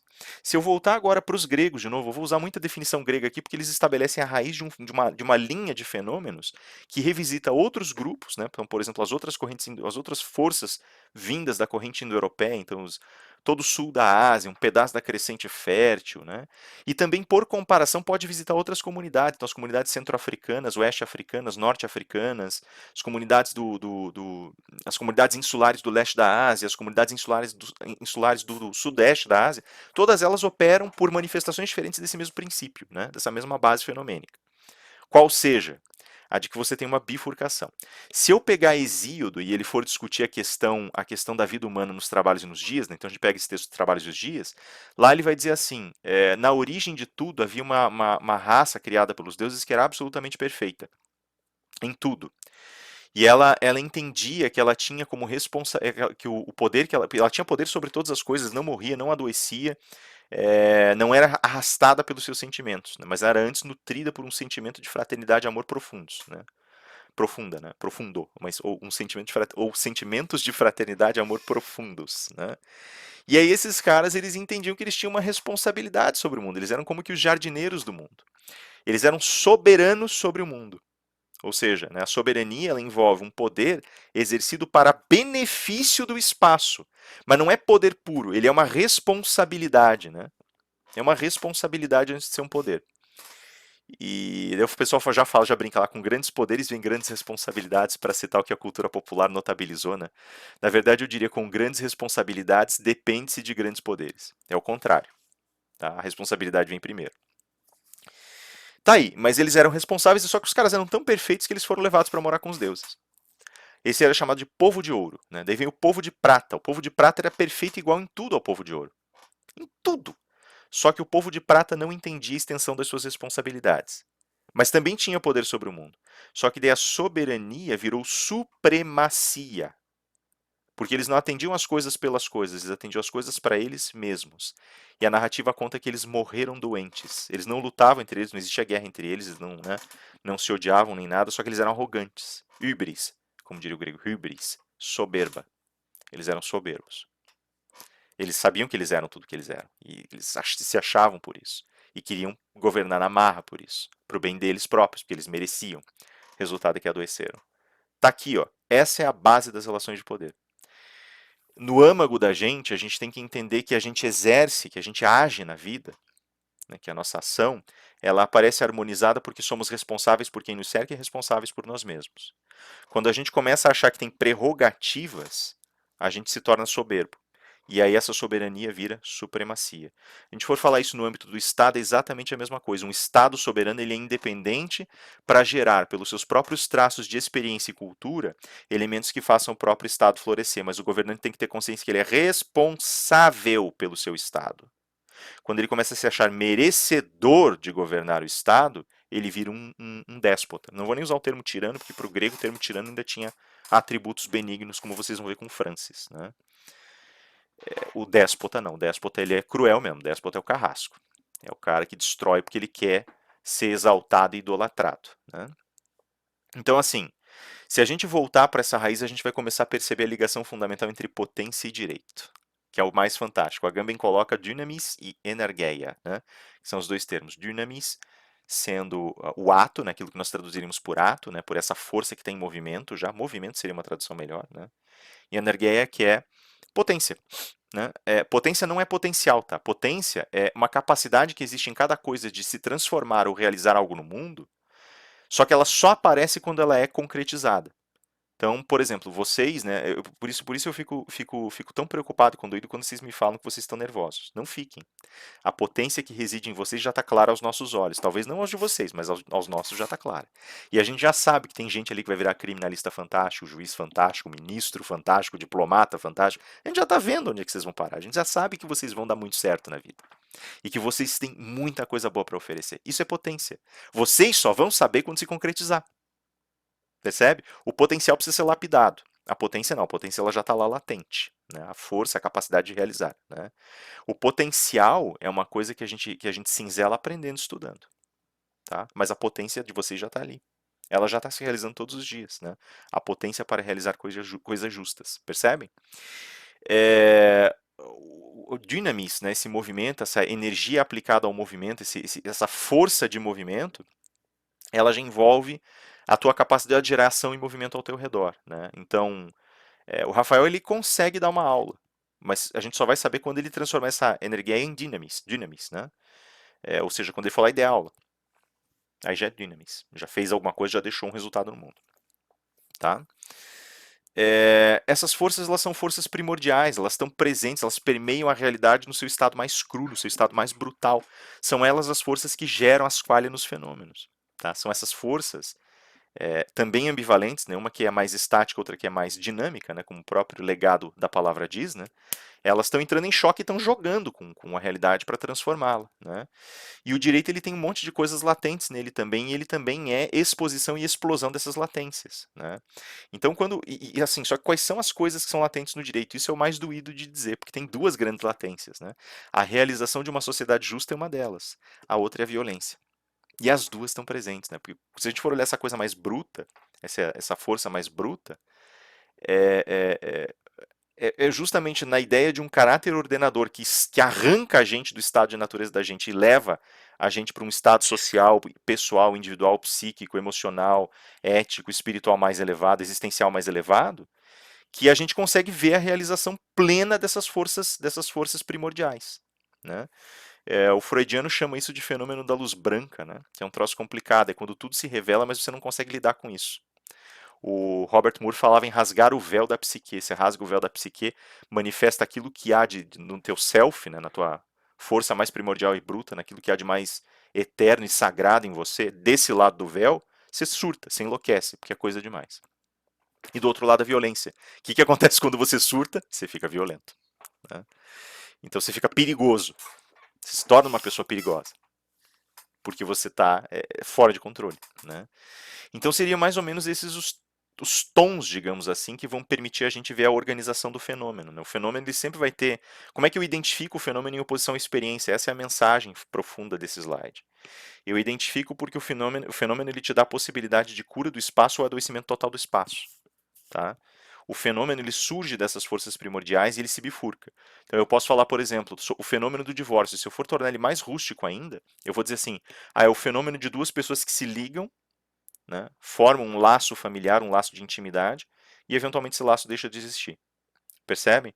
Isso pode ser benigno ou maligno. Benigno quando esse laço se desfaz para a pureza e bem das partes.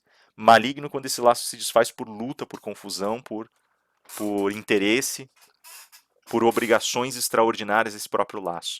Aliás, eu posso ir além, o laço de casamento, né? Então o laço que une as pessoas em relações amorosas. E eu não estou falando aqui do laço formal, é o laço que faz com que você olhe nos olhos do outro e pense, poxa, essa pessoa eu não quero nunca fora da minha vida. Percebe? Isso é o fenômeno. E a gente tem que lidar com esse fenômeno porque ele é socialmente presente, ele tem um impacto gigantesco para nós. É ele que vai, eventualmente, inclusive, que foi, né? Hoje já é diferente por conta do avanço científico, mas foi ele que historicamente determinou a possibilidade da geração de novas linhagens, de novas gerações em uma comunidade. É ele que vai estabelecer como a comunidade é gerida. As primeiras comunidades são estabelecidas a partir desse tipo de laço. Né? E não são laços poderosíssimos. Né? Então, como é que a gente lida com esses laços poderosíssimos, seus bens e seus males? Como é que a gente derrama isso na esfera jurídica? E aí entendam, é por isso que a gente vai falar sobre esse estado natural latente dentro de nós, é por isso que a gente vai falar sobre o sagrado, sobre o divino, sobre as experiências religiosas, é por isso que a riqueza de experiências vai começar a promover encaixes, de modo que tem fronteiras que a gente já não quer mais atravessar. Aí começa a emergir a genuína experiência do direito. O que é tabu para nós? Né? Para lembrar aqui o texto do Freud, Totem e Tabu. Né? Por que é tabu? Deixa eu só voltar um pouquinho aqui, né? Por que Cronos, né? Justamente por conta dessa transição da soberania para a supremacia. Né? O que acaba acontecendo com ele por querer ser supremo e nunca querer deixar os outros reinarem no lugar dele, não dar a cada um que é seu, o que seria justo, diga-se de passagem, como diziam os gregos. Ele acaba derrotado por Zeus, Zeus o derrota em combate com a arma que três titãs, irmãos de Cronos, deram para ele, porque os titãs também estavam sendo atacados e engolidos, Cronos estava ficando com medo deles também. E aí ele usa as três formas de relâmpago, né? O relâmpago tronitoante, que é o trovão, o relâmpago luminoso, né? Que é o raio que corta os céus, e o relâmpago fulminante, que é aquele que causa fogo quando cai. Ele usou os três para derrotar Cronos, e depois de derrotá-lo, abriu suas costelas, libertou os prisioneiros que tinham sido engolidos, e baniu Cronos. Baniu para os abismos tantálicos. E lá ele permaneceria daí pela eternidade, acorrentado, se arrastando por um deserto seco. Né? Esse foi o resultado da soberba do cara. Percebem? E Zeus, né, que foi um bom governante no começo, depois ficou soberbo por saber que um filho mataria. Torturou Prometeu, porque Prometeu podia ver o futuro e ele queria saber quem era o filho e tal. É derrotado por Hércules. E é Hércules, né, que é meio humano, meio divino, que derrotando Zeus inaugura a Era dos Homens. Aí a era dos seres humanos começa. Então, percebam, né? Toda vez que você olha, é aquela coisa, tem o polo positivo e o polo negativo. Se olhou para o polo negativo, melou. O resultado vai ser terrível, porque ele vai ser destrutivo e daí você vai gerar destruição fora de você. Você literalmente instaura a guerra, né? Agora, se você pacifica, gere, é generoso, entrega, alimenta, fortalece, aí é um florescimento, né? Veja, Hércules também tem uma história, um fim de história tão triste, né? Mas já vou comentar. Eu pus aqui, inclusive, desculpe só que tá ali, né? Fine Art Images, porque eu peguei da Fine Art, né? É, o quadro do sacrifício de Hércules, né? Veja, existem certos fundamentos religiosos no direito e o próprio Agamben coloca. Teve uma fase, sobretudo, que a gente representa mais tipicamente na cultura, não gosto desse termo, mas na cultura ocidental, a partir da história de Roma e da Grécia, né? Mas na Roma arcaica, na Roma do reinado, a gente vê exemplos muito intensos disso, dessa junção entre fenômeno religioso e jurídico. A religião ela era usada como alavanca organizacional da sociedade. E não é só ali, né? Se a gente for olhar os reinados antigos da Índia, se a gente for olhar as velhas satrapias persas, se a gente for olhar, né, as velhas comunidades, se a gente for olhar as comunidades, eu gosto muito das comunidades sudeste da África, e nesse sentido fazem um encaixe religioso muito poderoso. O Império Mali, né, que era governado por sacerdotisas, tinha seus reis, mas, mas não, perdão, o Império Songhai, desculpa, eu confundi porque o Songhai e os Mali eles têm uma história muito próxima. Mas o Império Songhai, no norte da África, tem sacerdotisas que determinam o comando da população em todos os casos, inclusive instituem reis. Para que serve o rei? Rei é um termo emprestado, ele não é muito bom, né? Mas ele é um líder militar. Ele é por nomeação sacerdotal que o líder militar assume no lugar do líder militar anterior. Inclusive tem um ritual para o cara assumir. Ele tem que interiorizar as forças, as energias espirituais do antecessor. E aí, o que que ele faz? Ele tem uma corrente em que ele coloca um elo de ouro que vai ser o elo de ouro dele. E isso vai passando de um para outro. Só que tem uma coisinha. Para interiorizar o elo de ouro, o indivíduo passa por um ritual em que é retirado do estômago do antecessor dele a corrente. E ele é obrigado a engolir a corrente, ficar com ela no estômago e depois é retirada do estômago dele para ele poder passar para o sucessor. E quem faz isso é a sacerdotisa, né? Então, assim, justamente a ligação da víscera com metal nobre, com metal que chama atenção, e com o elo que é colocado, né, para dizer, olha, somos todos uma comunidade e o que regula essa comunidade é essa força, esse estado religioso, desculpe. Por que a religião, né? Se a gente for olhar para a origem etimológica do termo religare, né, que é uma das tem religere também, mas religere significa mais o traço ritual, mas religare no latim significaria religar, reunir, né? E esse religar seria o religar do indivíduo com a divindade, o religar das forças práticas do indivíduo com suas energias psíquicas, o religar da existência material com a existência espiritual, o religar da experiência comum com o estado existencial, definidor da identidade eterna do indivíduo, né? Ou da comunidade. Então o que está em jogo aqui é isso. Agora percebam por que a religião é essa força organizacional original. Porque ela está pegando, ela está bebendo das fontes que geraram o fenômeno, e ela está jogando isso para cá para a gente fazer as conexões. A religião é esse processo através do qual você liga a experiência do mundo com a experiência transcendental. Por isso é ela que regula, né? Assim como eu falei, por que eu falei agora há pouco de Temis para vocês? Assim como Temis vai lá, bebe das fontes divinas, estuda as fontes ancestrais do cosmos e traz a lei diante de Zeus e fala, tá aqui, ó, né? Ou estabelece, depois de engolida na mente do governante, as respostas que o cosmos, o universo, traz para ele em termos fundamentais e como as coisas efetivamente são e devem ser governadas, da mesma maneira, nós humanos vamos buscar nesse estado mais primordial de forças primordiais, dinamis energeia, o que deve permanecer nesse espaço potencial, o que deve sofrer transformações e, portanto, que tipo de ingerência podemos ter no mundo. Daí começam a surgir as normas, os regramentos que determinam. Aqui você tem ingerência, aqui você não tem. Tem coisas que você não toca porque são sagradas, sacra, né? Então, sacrum, aquilo que foi alienado para o divino, não pode ser mexido, tocado de jeito nenhum, a não ser da forma mais respeitosa possível e da forma mais tangencial possível, e as coisas que são dadas para o uso comum. Aí vocês pensam, cara, isso aí não vai ter nada a ver conosco, Rafael. A modernidade mudou isso. Jean Domat, século XVI para XVII, 16, 16, desculpa, eu não lembrar exatamente, 16, se não me engano, vem e fala assim, as normas que construímos nas nossas civilizações, ele está ali basicamente falando da França, da Itália, do tempo dele, né? elas têm duas ordens. Uma ordem é a ordem mundana, outra ordem é a ordem sagrada. As normas que falam de coisas sagradas, direito natural, não podem ser mudadas nunca. Essas dizem respeito ao casamento, à herança, à linhagem de pais e filhos, mães e filhos, essas são sagradas. As mundanas dizem respeito a acordos e dinheiro, falam de contratos e propriedade. Essas podem ser modificadas a gosto. Perceberam? Vamos olhar hoje, né? Você fala assim, mas isso é 1600, 1500, 1600, né? Século XVI para XVII, pelo amor de Deus. Então vamos olhar agora. Vocês topariam tirar da Constituição o artigo que determina que nós somos todos iguais perante a lei, o artigo 5º? Tirar o artigo 5º, aliás, o artigo 5º inteiro, que tem um monte de inciso falando de um monte de garantia fundamental nossa. Vocês admitiriam que alguém cortasse a nossa liberdade de expressão da Constituição? Não adianta, tem coisas que são intocáveis. Elas vêm dessas energias primordiais, elas definem a gente, elas nos dão espaço para agir. Tem outras que não. Olha, tá, mas se você quiser mudar, sei lá, se você quiser mudar a tarifa de imposto, ok, só por favor não pese demais para a gente não morrer de fome. Né? Ah, se você quiser mudar uma alíquota, se você quiser mudar, né, uma taxa, se você quiser implementar uma taxa, uma taxa para uso de algum serviço, aí vou despoluir o Rio Belém, botar um barco lá e vou cobrar uma taxa de R$ 5 para você usar o barco para ir do centro para o aeroporto. É possível, né? Tem inclusive um projeto de implementação aí que nunca vai sair do papel porque é muito caro. Mas um projeto bem bonito, por sinal. Posso. É mundano, não tem por que não fazer isso. Né? Aí tem coisas que são sagradas para nós, com as quais a gente não mexe. Vocês pensem por um acaso, ó, que horroroso seria se a gente resolvesse, por exemplo, pegar todas as normas que punem todas as formas de preconceito, principalmente preconceito racial aqui que está mais visível para nós, não que os outros não sejam graves também, não é isso, mas aqui que é mais exemplar para nós acaba sendo preconceito racial, se nós resolvêssemos despir de punição o preconceito racial. Cara, isso é uma coisa sagrada para nós. E a gente sabe por quê. Porque o erro já foi cometido, o sacrifício já foi feito, a gente já está com a mão suja de sangue, a gente não pode voltar atrás mais. Nem deveria querer, né? Querer voltar atrás já é de um retrocesso, de uma estupidez absurda. Desculpa falar desse jeito, mas, né?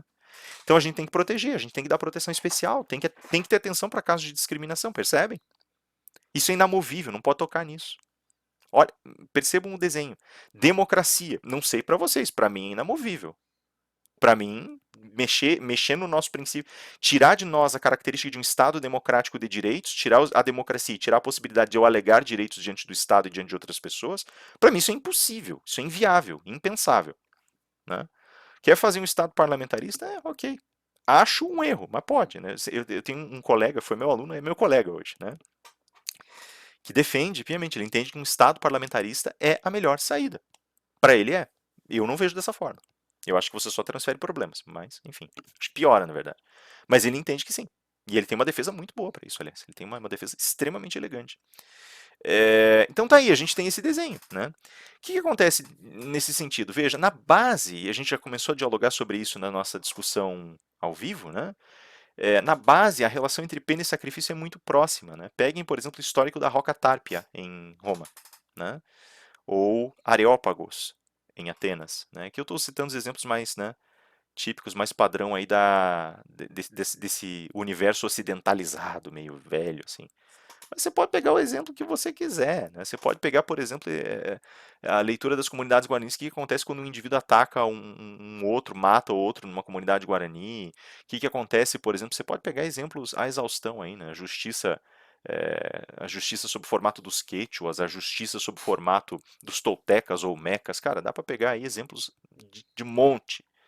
É, a justiça entre os Pauni, a justiça entre os Cri, sei lá, né? Dá para você. Né? Inclusive, é interessante ver que nessas comunidades o ostracismo é uma saída muito comum, para dependendo do crime que se cometa, do risco que a pessoa represente, e isso é sempre decidido por conselho de anciãos, por exemplo, entre os Cris, os Pauni, essas comunidades do, da América do Norte, de uma forma geral. Né? O que acontece? A pena, ela não. Como a gente está bebendo de fontes que dizem respeito às energias psíquicas íntimas e às energias existenciais e divinas mais elevadas para construir o direito, pena e sacrifício, elas andam juntas. Né? O apenamento ele não agride só o indivíduo, ele agride a comunidade como um todo. E aí você tem que espiar isso. Né? Eu comentei isso numa sessão falando do Édipo Rei, né? O assassino de lá e o próprio Édipo, sem saber, vivo em Tebas e a cidade sofrendo castigo. Praga em cima de praga. O que o Édipo faz? Ele fala, eu amaldiçoo o cara, amaldiçoo quem ajudar e vou caçar esse cara até ele morrer. E ele não sabia que estava se amaldiçoando, se predando a si mesmo. Né? Mas assim, então a pena e o sacrifício eles estão muito ligados. A pena, como ela quebra a ordem natural das coisas, ela demanda o sacrifício para devolver a ordem natural às coisas, né? Você pega, por exemplo, eu mencionei inclusive numa sessão lá o texto hebraico, a leitura veterotestamentária que fala o derramamento de sangue na Terra Santa é crime, não derramem sangue na minha terra, né? Porque o sangue clamará ao alto, e se o sangue for derramado injustamente, o único jeito que vocês têm de resolver o problema é sacrificar a pessoa que matou, né? Então, assim, veja que é uma experiência comum, né? Eu tinha colocado isso como exemplo de experiência comum, e agora, não, no outro vídeo, eu retomo agora como exemplo dessa relação sacrificial. A pena conspurca o divino, o sacrifício restaura o divino, né? E isso diz respeito muito a uma maneira, a uma força, se a gente for olhar agora pelo terreno racional puro, né? Esse divino ele está trabalhando com forças psíquicas, né? O sacrifício ele restabelece uma ordem psíquica mínima. Ela não é, veja que a ordem psíquica ela não é só individual, tá? Assim como a gente tem arquétipos individuais, a gente tem arquétipos coletivos. Assim como tem um inconsciente individual, tem um inconsciente de massa. Então é por isso que muitas vezes se você vai ver uma pessoa, você vai ver um grupo numa rua, por exemplo, alguém começa a surtar e começa a jogar pedra para todos os lados, quebrar vidros, de repente o grupo inteiro está explodindo. Ou você está num grupo e o grupo começa a ficar agressivo, ou começa a marchar, ou começa a cantar uma palavra de ordem, você canta junto, marcha junto. Existe uma conexão aí, você simulando e assimilando os traços da coletividade, você vai se sentir mais protegido porque você se sente parte da massa maior que é um corpo agindo sozinho, unificadamente, entende? Então, nesse sentido, é uma forma de você tentar acessar, através de uma ação individual, esse inconsciente coletivo, essa zona arquetípica coletiva, e restabelecer aquilo que vira uma desordem psíquica na comunidade. Um matou. Ó, você quer ver um exemplo disso? Né? Então, uma pessoa diz lá, por exemplo, um matou. Ah, mas que insegurança, não podemos mais viver tranquilamente. Olha o que está acontecendo hoje, né? E a quantidade de crimes que acontecem, situações trágicas que acontecem no nosso mundo, a gente olha para as circunstâncias e pensa, estamos em total descontrole, desgoverno. Né? O que isso significa? Que nosso inconsciente ele já não sente mais aquela segurança que ele sentia para lidar com o ambiente, ele está vendo perigo por todos os lados. E isso começa a se depositar no teu inconsciente individual, começa a estressar o teu inconsciente individual. E isso vai vindo para a consciência, e você vai ficando cada vez mais tenso, mais nervoso, mais agressivo. Você quer respostas, então mesmo que sejam respostas violentas. Não você, né, mas nós, como um todo, queremos respostas mais violentas. Isso explica muito dos movimentos políticos que têm acontecido ao redor do globo nos últimos 30 anos. Tá? O pessoal fala uma sociedade de medo se alimenta à base de notícias que intensificam o horror do outro, o horror do inimigo, que desenham inimigos, que é por isso. Você desenha o horror da situação, a degradação, falta de emprego, fome, violência. Você põe a culpa em alguém, você apresenta uma solução bruta, direta e violenta, e o inconsciente da população vai dizer, por favor, ajude a gente. E aí se forma essa figura heróica, né? Que é defendida até o fim. Então, assim você tem esse desenho. Basicamente, o que está acontecendo aqui é essa dinâmica pena-sacrifício. Por isso, eu insisti tanto na sessão presencial em perguntar para vocês o que está por trás da pena. Tá? Isso aqui, se vocês forem olhar o nosso roteiro, desenha o primeiro estágio de construção fenomênica da realidade jurídica. O primeiro. Qual é o primeiro estágio? O da indistinção entre religião e direito, como o próprio George Agamben vai colocar. Tá? Um exemplo assim, tem exemplos mais amenos do que esses assim que falam sobre o sublime e o terrível dos deuses, né? Então as divindades olimpianas elevadas para as quais você faz sacrifício com libação, bonitinho, né? E vai lá e queima as coisas no altar e tal. E o sacrifício inferior, em que você vai lá e corta a garganta do javali em cima da terra e deixa o sangue escorrer sobre o altar e até chegar ao chão, empapar o chão para você poder chamar o deus que está lá embaixo. Né? A divindade quitônica, de Chthon, né, para o grego, aquele que está abaixo, ela é a divindade violenta, ela é o aspecto descontrolado e incontrolável das suas estruturas arquetípicas. Né? O que é um arquétipo? Um arquétipo é um desenho, e grosseiramente falando, o arquétipo é uma representação cultural de um estado ou de um lugar da tua psique. Isso é um arquétipo. Então, por exemplo, Hades, ele é um arquétipo.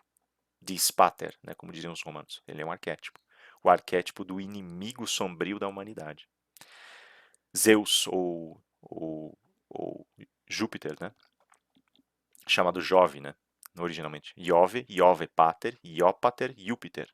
Então, Júpiter. Esse é o governante, né? Aquele que tem poder sobre as coisas e as regula para bem daqueles que estão sob seu comando. Atena, a sabedoria. Então isso também está dentro de você, né? A sabedoria não é conhecer coisas, né? A sabedoria é ter capacidade prática de resolução adequada de problemas, mas antes disso, ter uma ligação profunda com seus arquétipos e saber organizar o reino dos teus arquétipos. Acabar com a guerra civil arquetípica que existe em você, tá? Isso é sabedoria. Por isso que a Atena também é colocada como uma donzela do escudo, como uma guerreira, né? Palas Ateneia, né?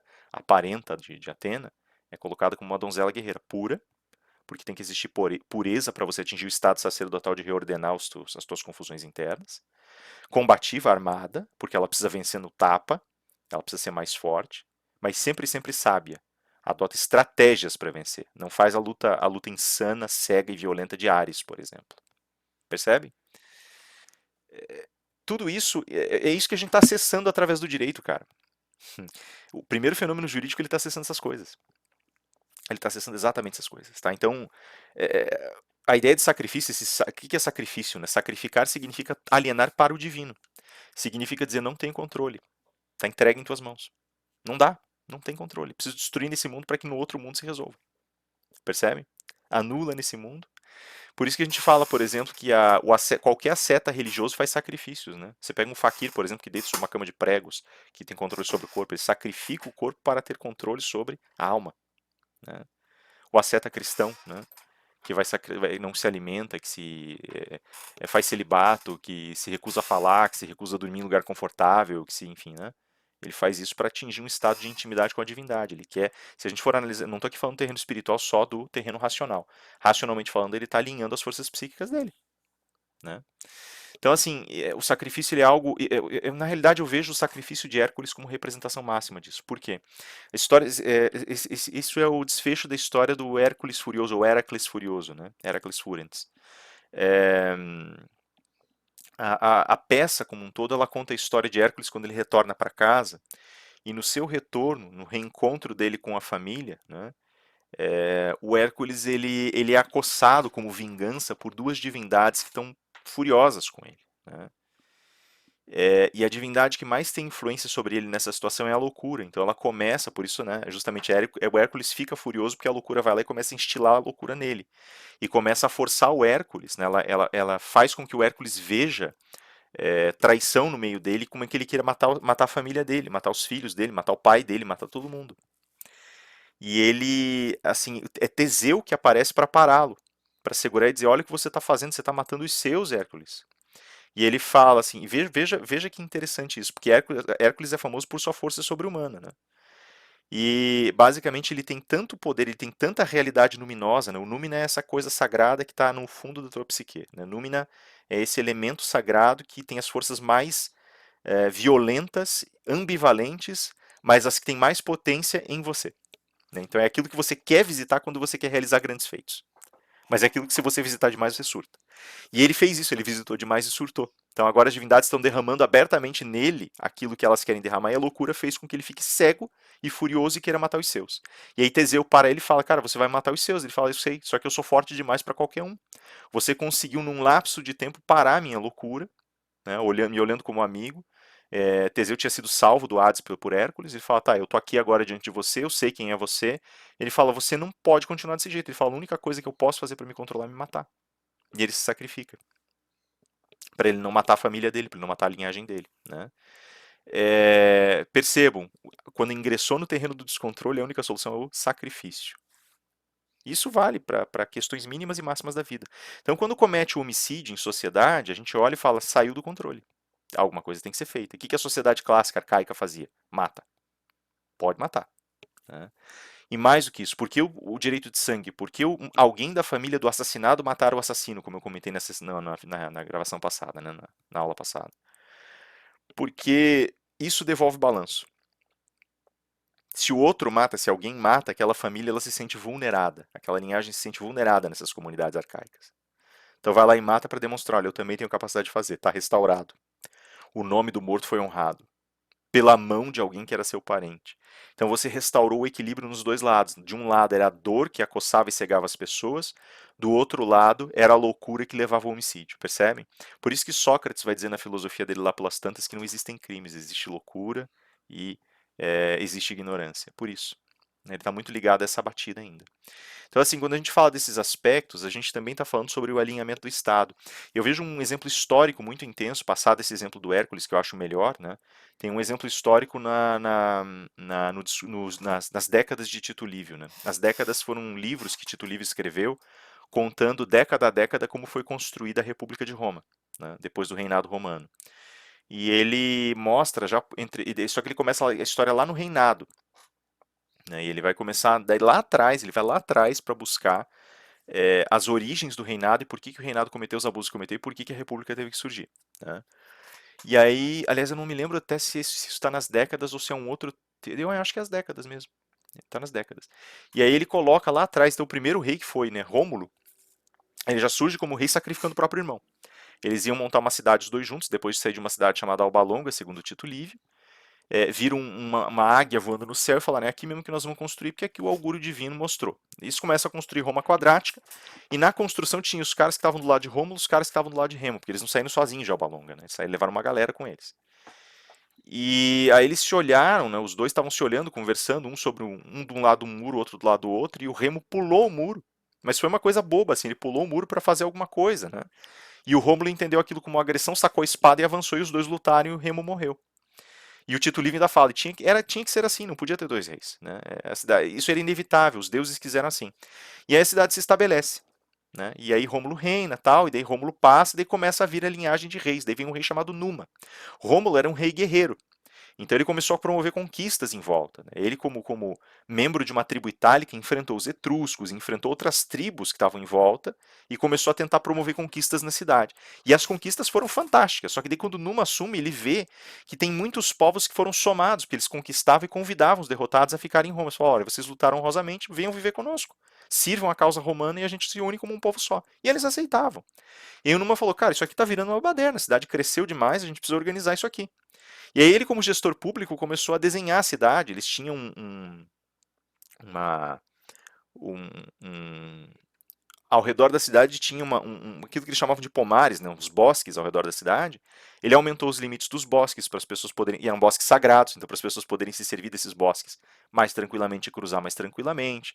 Redesenhou a cidade e tal. Agora, as medidas mais importantes dele foram as seguintes: estabelecer uma ordem ritual dentro da cidade, estabelecer rituais que abriam a guerra e encerravam a guerra, rituais cívicos, rituais de aliança cívica, rituais de integração das pessoas da cidade. Por quê? Ele está invocando essas forças para estabelecer a ordem. Então agora você tem a força primordial, o fenômeno emergindo em uma certa forma de experiência, e essa experiência está plasmada na experiência ritual religiosa, que está gerando lei. Perceberam? Era uma coisa só. E não se iludam, é muito parecido ainda hoje. Né? O relativizador vai dizer para vocês: o processo legislativo não tem nada a ver com isso. Tem, tem. Aí eu dizer, não, mas é racional. É, claro, o processo legislativo é racional, revisão em duas casas, uma casa propõe, alguém de uma casa propõe a norma, passa por comissões, as comissões dão, vetam algumas coisas, solicitam outras, arrumam outras, alinham com a Constituição, passa para outra casa, vota, o presidente sanciona ou veta, volta. Ok.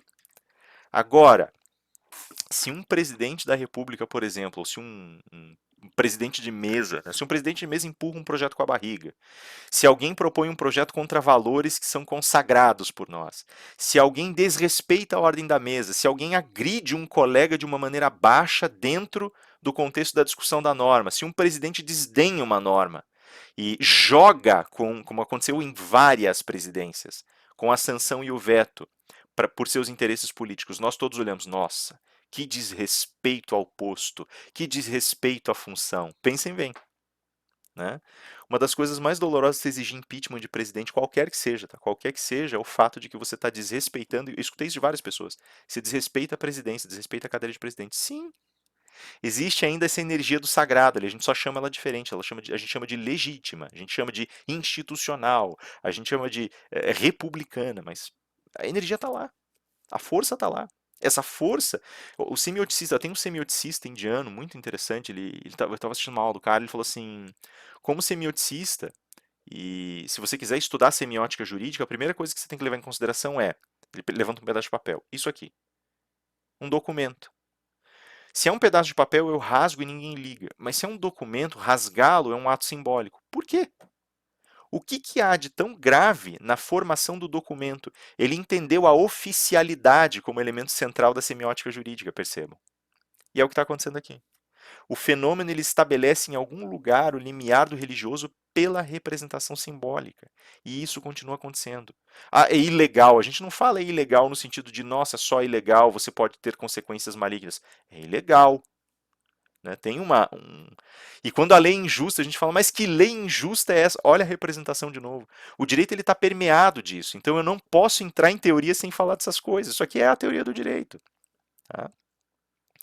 E aí a gente vai falar no Agamben, a gente vai ver a emergência do que ele chama de Homo sacer, né? Ou Homo sacer, como alguns falam, né? O Homo sacer, ele basicamente é aquele que foi considerado sagrado. Ele vive uma situação bem complicada. O professor Flávio vai falar com vocês sobre ele mais aprofundadamente. Se eu tiver oportunidade, eu falo mais também, porque essa figura é fundamental para entender todos os processos que acontecem hoje. O Flavinho, ele é pesquisador de biopolítica e necropolítica. Perguntem para ele o que isso significa hoje. Tem um papel relevantíssimo na formação do direito. E esse Homo sacer, que é uma experiência histórica, estabelece o que vai acontecer. Homo sacer é o cara que veja, em todo ser humano ele tem duas grandes forças, né? Essas forças primordiais de dinamismo e energia, né? Elas se traduzem em duas grandes formas de vida. Uma chamada bios. Bios é a forma de vida consciente que nos permite politizar, dialogar em comunidade e construir sentidos comunitários. Então, BIOS é o que a gente faz quando a gente discute se a gente prefere ter estradas ou preservação ambiental. BIOS é o que a gente faz quando discute quem vai ser o próximo presidente. BIOS é o que a gente faz quando a gente está sentado, as turmas do primeiro ano da Santos Andrade com o Rafa, e estão discutindo qual é o melhor rumo para a teoria do direito que nós vamos discutir. Isso é BIOS. E Tson, ou Zoé, né? Zoé significa basicamente, Zoé está mais ligada à animalidade, ela está mais ligada a uma realidade prática, material, né? Notem que a teologia vai ver de forma diferente, algumas filosofias, alguns filósofos vão ler isso de forma diferente. Eu vou adotar aqui a visão do Agamben porque é com ele que a gente está trabalhando. Então, Zoé basicamente significa a tua necessidade de buscar o alimento, de buscar água. Zoé significa o que você vai fazer na prática para ir de um lugar a outro. Zoé significa a roupa que você vai vestir. Zoé significa a tua relação com teu parceiro ou parceira, pura e simplesmente pelo laço amoroso, pelo laço conflitivo, pela resolução do conflito. Isso é Zoé, tá? O que o Agamben fala? Ele vai dizer assim: na antiguidade, um homem, um indivíduo que participasse, um homem não, um indivíduo, um ser humano que participasse, homem porque, né, por causa da sociedade patriarcalista de então, né? Mas o indivíduo que participasse da vida política, da guerra, da vida ativa de uma comunidade ou civilização, ele ingressava num circuito muito próprio e peculiar, cheio de juras, rituais, qualquer coincidência, qualquer semelhança é mera coincidência, né? Jurar para assumir um cargo, né? E aí ele entrava nesse espaço e ele era basicamente sacrificado a esse espaço. Daquele momento em diante, ele pertencia ao Deus, né? Então, por exemplo, quando os romanos iam para a guerra, ele pega esse exemplo, né? Eles iam fazer as juras deles no campo de Marte, né? E eles juravam lá, olha, leva a minha vida, né? A minha vida agora é tua, Deus Marte, mas nos dá vitória, né?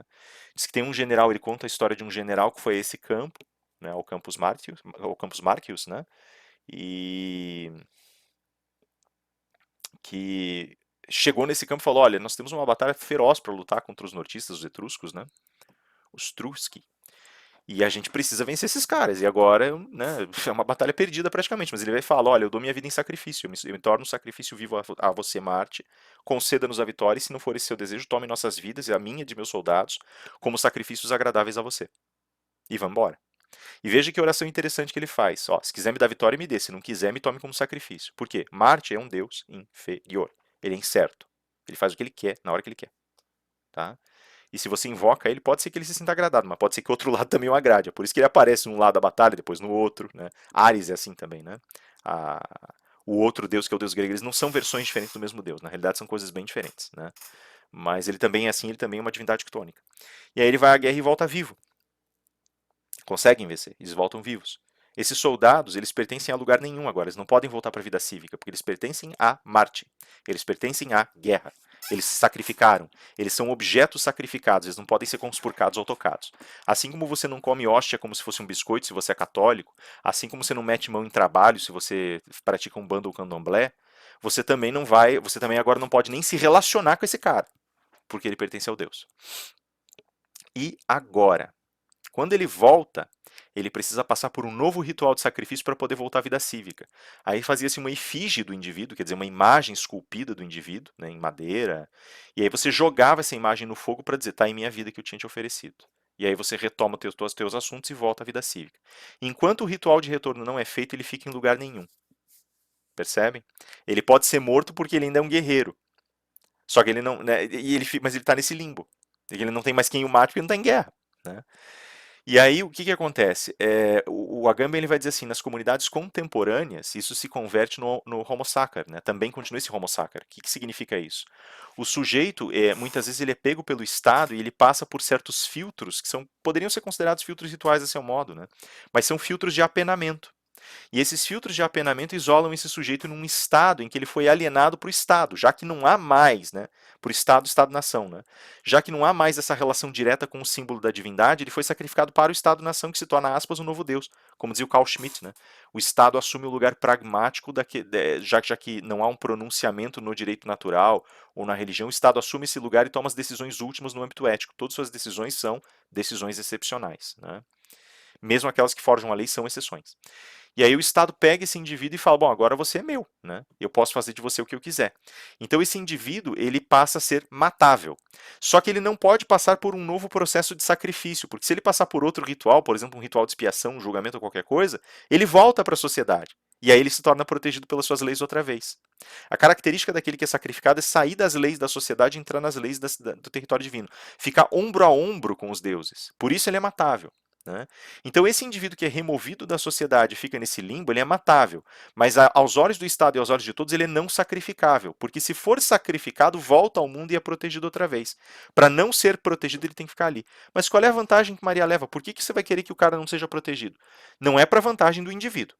Saiba disso. Mas é para vantagem do Estado, que agora pode usar o corpo da criatura do jeito que quiser e calou o sujeito no âmbito da bios. Ele não tem mais essa dimensão de participar da produção do sentido social ou existencial de sua sociedade, porque não pertence mais a ela. E não tem mais proteção normativa. Então ele é matável, mas não sacrificável.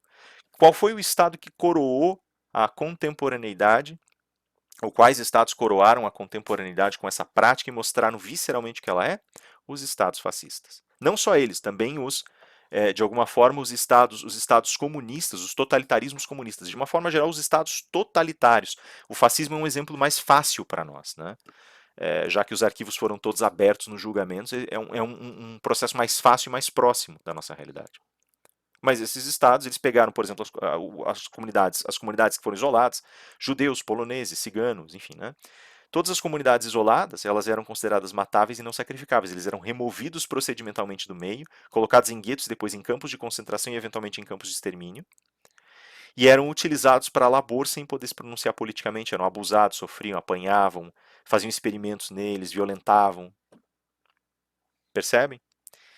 E aí que está a questão, o estado, a energia que está presente é a mesma, só que no primeiro momento apareceu como uma situação de elevação da virtude e de enfrentamento entre a figura de um estado que ainda estava ligada, conectada aos arquétipos divinos, e a essa relação religiosa. Agora vai reaparecer como um estado que, se desligando desses valores, olha o lado mais sombrio desse reinado, que é poder abusar do poder que tem. Perceberam a jogada? Esse seria o primeiro bloco fenomênico. Eu vou fazer o seguinte, tá? Eu vou quebrar em 2 vídeos. E daí eu vou dar o vídeo de sexta-feira como o final desse aqui, ao invés de falar de fontes, tá?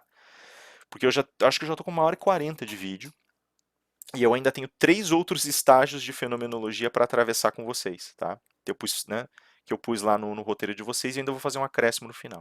Então eu vou guardar essas informações até aqui, vocês já vão me contando, na medida que vocês forem vendo, se está claro ou se não está, porque essa parte é bem amarradinha, só que eu preciso estruturar isso aqui para eu poder entrar sólido, poder entrar com os 2 pés firmes na teoria das fontes e na teoria da norma, tá? Senão não vai ficar claro o que eu estou querendo fazer lá na frente, que a gente precisa fazer lá na frente. Como eu disse para vocês antes, tem um monte de teorias do direito e cada uma vê o direito de uma forma diferente. O problema é que todas elas olham para o fundamento, mas não visitam, não querem enfiar a mão no fundamento. E nós vamos fazer isso ao longo desse curso. A gente vai enfiar a mão lá dentro, vai tirar e vai ver por que existem tantas perspectivas. Tá? Eu não quero que vocês saiam só sabendo teoria do direito, eu quero que vocês saiam experts nesse negócio, e eu quero que nunca mais na vida alguém apresente uma teoria do direito que vocês não possam abrir ou desmontar. Tá? Esse é o meu objetivo um dos meus objetivos, né, na verdade, com esse curso. O outro é que vocês desenvolvam teorias próprias. Tá? É isso aí, galera. Agradeço a atenção, cuidem-se, tentem não sair de casa, Deus abençoe vocês e olha, muita saúde, galera. Vemo-nos ao longo da semana. Amanhã já retomamos as nossas aulinhas presenciais 8h20 da manhã e 10h20 da manhã para as turmas do diurno, noturno, terça-feira, galera. Fechou? Aquele abraço, galera. Deus abençoe.